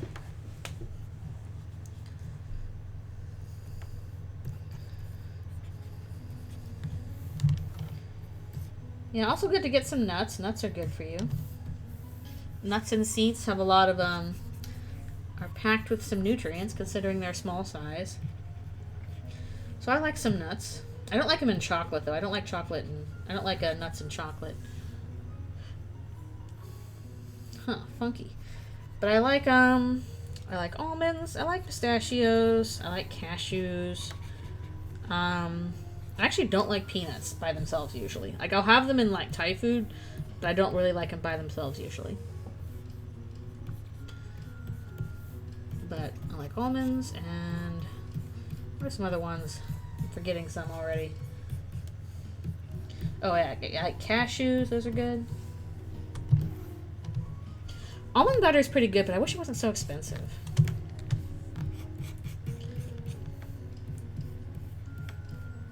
Yeah, I was getting a little bit of almond butter at some point, and I had to stop because I'm like, this stuff's just expensive, ah. You gotta be careful when you're lactose intolerant. You can, you gotta take lactose stuff at least. I'm not fully lactose intolerant, but I'm getting there. So I've just eaten a lot less dairy as I've gotten older. I switched to oat milk, and oat milk's a pretty good substitute for usual dairy. Not the best, but it's decent. Costco is like a big warehouse style store. They usually sell stuff in bulk, which means it's cheaper. Basically, they're kind of cutting out the middleman of, grocery store. It's like, hey, come get yourself a pallet of Cheerios if you want. The only issue is, where are you going to store that? Like, even though I have a Costco membership, I don't really go to Costco because I live in a tiny apartment and I have nowhere to put that stuff. So, regular groceries it is. I think it might also be called Sam's Club. But yeah, Costco is what I know it is. It's pretty useful if you have to feed. Is it different? Okay. I thought it was kind of a Costco thing. It's useful if you have to feed like a lot of people at once. But yeah, in my situation, no good. I have nowhere to put that stuff. Yeah, okay, it's the same idea. Same idea of like, warehouse, kind of warehouse distribution sort of thing. Big chunks of stuff. There goes the annoying dog. Okay, they're essentially the same thing. That's what I figured. Alright, well let's go ahead and do some shading on these guys while that we got some time. Might as well. Alright, we're gonna change the stuff on this to the lighter version. Honestly, the only reason I ended up getting a Costco membership is because they had a portable air conditioner for a decent price there. Like, cheaper than most other places. And I'm like, I can't live without air conditioning anymore. I must get it. So I did. Your tumbler is attacking you. That doesn't make sense. Okay.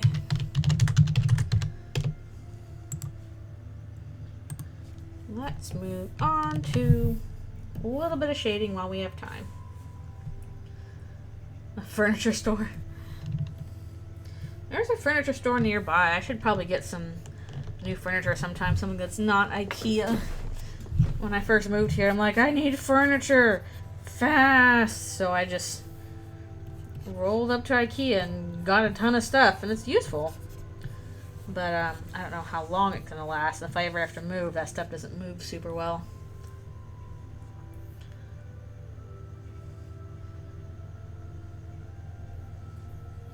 The vibes, man, the vibes.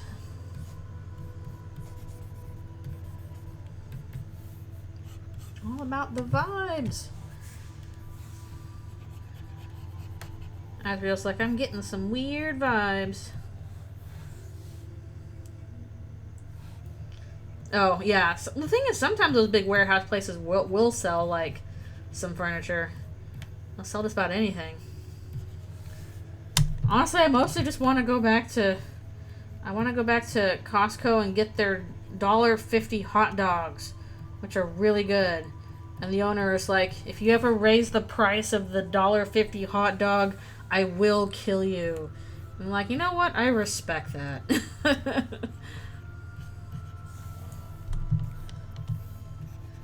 Thank you for sticking with the price of your good hot dogs. Same with the Arizona iced tea, where it's like, we are not raising the dollar price of the Arizona iced tea. I'm like, one, thank you, and two, good, because Arizona iced tea is the best one. No, they won't let you come in and get the hot dogs. No. They'd probably make a killing if they just sold those hot dogs without the membership even. People would be like, heck yeah, hot dogs. I mean, I know why they do the membership for it, but man, I could do a lot with that.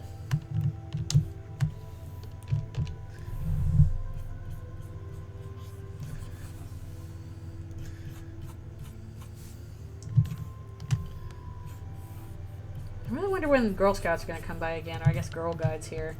I'm talking about cookies, and I want Girl Scout cookies again. I miss them. I feel like I missed this year's. Maybe they weren't doing them for... No, it can't be for COVID reasons. I don't know why they weren't. Well, if you ever go to a Costco, when you're done shopping, you can go up to the little food stand there that's after the line, and you can get a hot dog. Actually, I think it's like a hot dog and a soda for $1.50, so it's super cheap. That's why people like it so much, is because it is untouched by inflation. I don't know if Girl Scouts sucked for me. It was a little clicky, but it wasn't the worst thing. I actually like the selling the cookies part. That part I look forward to. Also, I got a cool badge that nobody else did, because I did the printmaker badge when I looked up how to Gutenberg stuff. It probably does depend on the leader. I don't think my leader was super good in the end. I think she was not the best troop leader. But I can't even remember her name now. This is just vague memories. Probably could have stand to have a better troop leader, though. That's hard. Hard stuff to do. Pretty sure it's all volunteer work, too. I don't know if you get paid for that.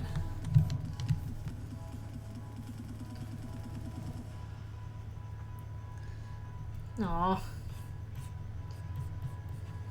We did some camping. Not that much, but we did do some camping.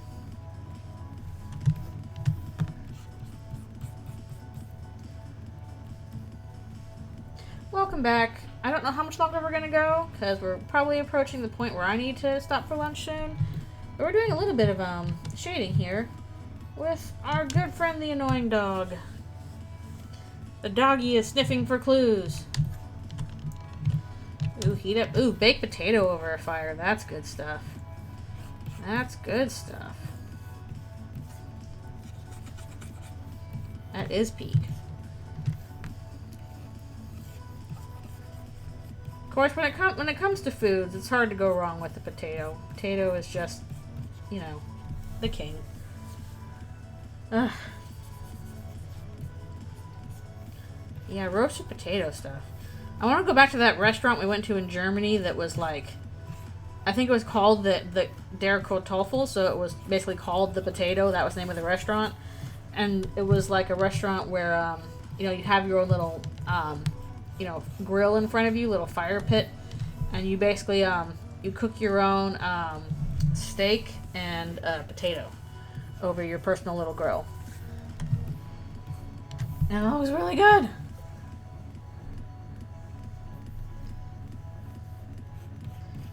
Yep, I've got a little bit of time left before we do lunch break. Let's see how far we can get with shading. And so I was like, whoa, what is happening over here? Are you cooking potatoes? Are you roasting potatoes? I want in on that. Potatoes. Samwise Gamgee knows about potatoes.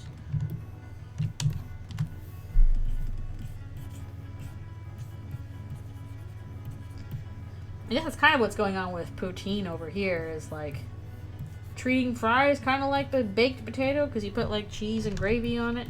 I don't know. I don't really like poutine. Mostly because I don't like cheese curds. When my friend was visiting, she finally tried poutine and she was like, this is pretty good. But yeah, I usually have to say no to poutine because I don't like cheese curds. I like gravy. I like fries. I might even be okay with cheesy fries, but, yeah, not cheese curds. Sometimes they make the poutine fancy. You can get, like, bacon and chives and barbecue chicken and stuff all over it. It gets a little crazy.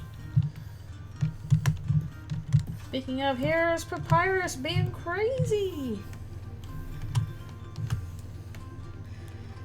Yeah, oh, I don't know how you would do vegan poutine, honestly. Vegan cheese is, I don't know, sorry, not a big fan of vegan cheese. That's a hard thing to get right. So vegan cheese curds? I don't know how you do that.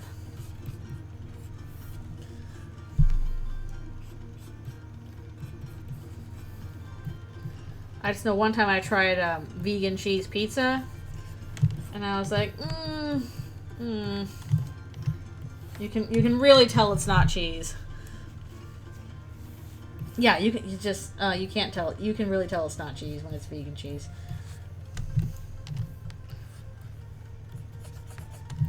Something about it. I'm not even sure how they make it if it's not out of milk. So whatever they do, they just can't get the cheese thing quite right.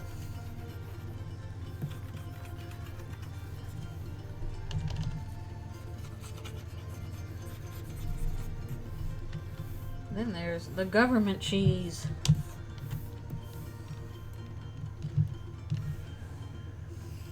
That works out well. I do have problems sometimes because I'm a picky eater, unfortunately. I have gotten a little better as I've gotten older. When I was a kid, it was pretty bad. But now that I'm a little bit older, I'm like, okay, I'll give that a try. I may not necessarily like it, but I'm a little bit more open to trying things.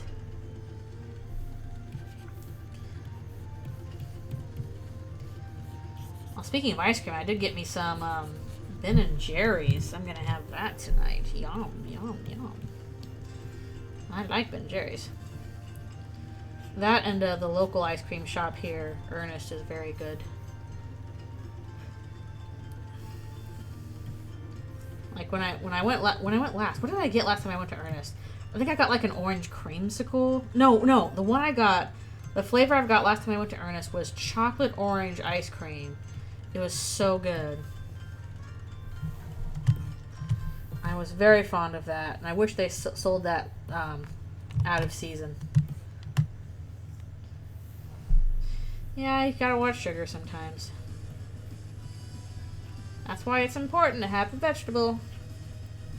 It's like, it's not terrible to have a sugar, but you should at least make sure you have a vegetable too, because that's important. Variety. Parks is going to sing to you about it, in fact.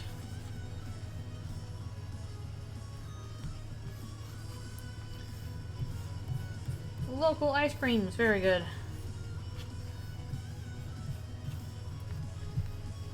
Ooh, Oreo shake, wow. Actually, what I should try again is the London Fog ice cream they have. That's pretty good. I like that. Not as good as that chocolate orange ice cream, but London Fog was pretty yummy.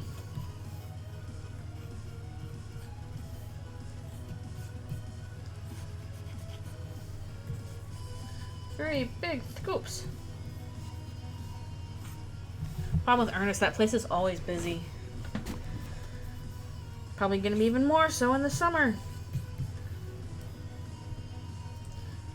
Oh, A&W flow, that's pretty good. Although I was really sad, so I'm gonna have a pool party for my birthday, and I wrote to the city, or not the city, but basically the pool thing, being like, hey, I want to have a few people over for pool stuff. What rules do I need to follow, and etc. And unfortunately, they said, yes, you can bring your own materials to the pool, but you cannot bring any food items to the poolside except for bottled water. And I'm like, no, I was gonna bring the popsicles. So I'll still do popsicles, but I guess we have to do those away from the pool. That sucks. Although thinking about it, I can understand why. It's probably a thing of like, okay, you know, if something goes wrong and somebody, you know, drops food into the pool, well, now you gotta drain the pool to clean it. What if somebody's allergic to it or whatever? I don't know. I'm sure there's reasons to it. That just kind of sucked. Because I was hoping... I don't want to sneak anything. Also, like, the whole thing was to have, like, popsicles, ice cream, to have, like, nice cold things. And I'm sure we can still have those, but we just probably can't have them by the poolside. Yeah, you know, you probably won't spill everywhere, but also, like, you don't know that. Accidents happen. Adults can spill things, too. I know I have. it's the kind of thing of like, I can, if I can see the reasons why that policy would be in place, then it's probably a decent enough reason for it.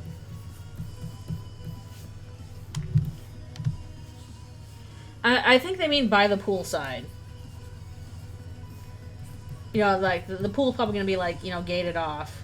But there's a whole big park out there. And they, you know, as long as you throw your trash away, I don't think they're going to care if, you know, you're eating a popsicle in the park itself. I just wanted to have them by the pool.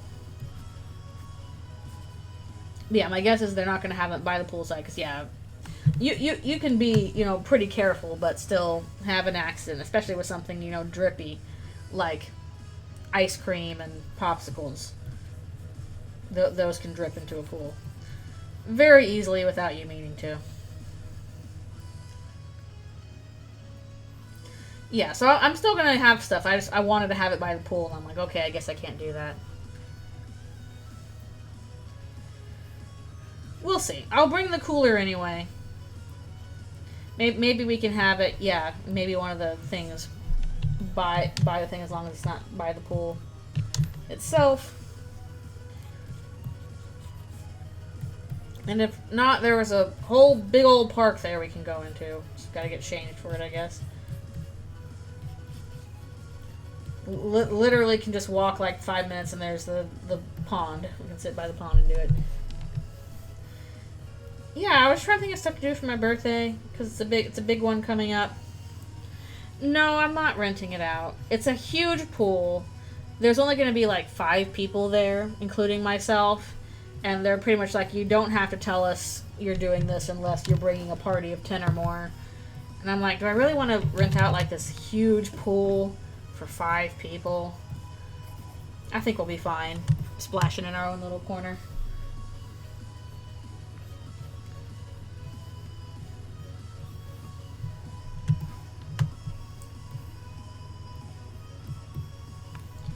Splashing in our own little corner.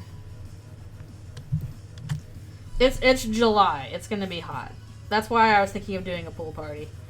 Because in the past, when I've done parties here in July and they've been indoors, it's like it's hot and we're drinking a lot or eating a lot of sugary stuff, which makes you feel more dehydrated, and it's hotter.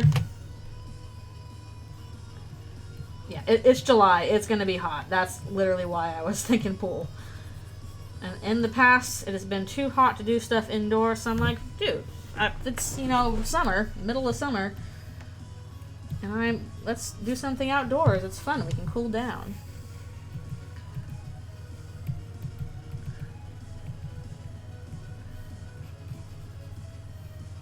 I got a new swimsuit and everything. It'll be fun. Well, I think I'm about done with, I think I might have to stop here soon and go do my lunch and stuff. And hey, we got some shading done even.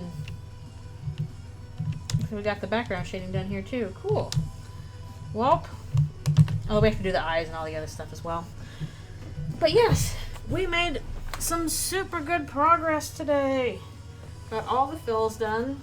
Started on some shading. I'll probably keep poking at that today.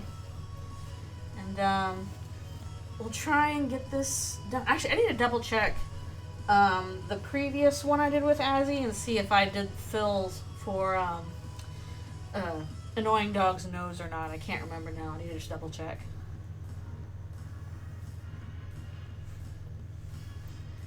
But yeah, good progress today. I'm just doing my stretch, and then we'll be stopping in just a little bit. And I'm hoping if I finish up everything else I intend to get done soon enough, then this will be up sometime later this week. I'm not sure when exactly. But I'll also need to do some alt text for it. It'll take a little bit to write, whoever is writing it. And gotta do effects and all the rest of the stuff, but we're making pretty good progress. I would say I'm more than 2/3 done with it. Maybe 3/4 more like, I don't know. No, 2/3. I'm probably about 2/3 done with it. So once I have a little bit more time to do the shadings, we'll get through it. And hopefully people will like this one. We have some good stuff going on with Azzy and Paps meeting. I suppose I gotta do some certain shadow stuff with that stuff too. Alright, I'll figure it out. I'll work it out. But yes, I'm gonna stop for now so that I can get myself some lunch and tackle what else I gotta do throughout the day. So yes, I super appreciate you all being here. Thanks so much for coming to the stream and chatting with me about all kinds of stuff and all that goodness. Also, thank you so much for the subscription notices, and thank you to new followers. I super appreciate it. I hope you'll be around for more. Next time I'll be streaming, it'll probably be more in Stars in Time on Friday. So yeah, it'll be a fun time. Thanks a bunch for coming, everybody, and I hope the rest of your weekend goes very well, and that the rest of your week then goes very well. Whew, I gotta drink some water. I've been talking so much. But yeah, thanks for coming. Oh yes, gotta play that game. And thanks for coming a bunch. And yeah, I will see you all next time. Alrighty, see you later.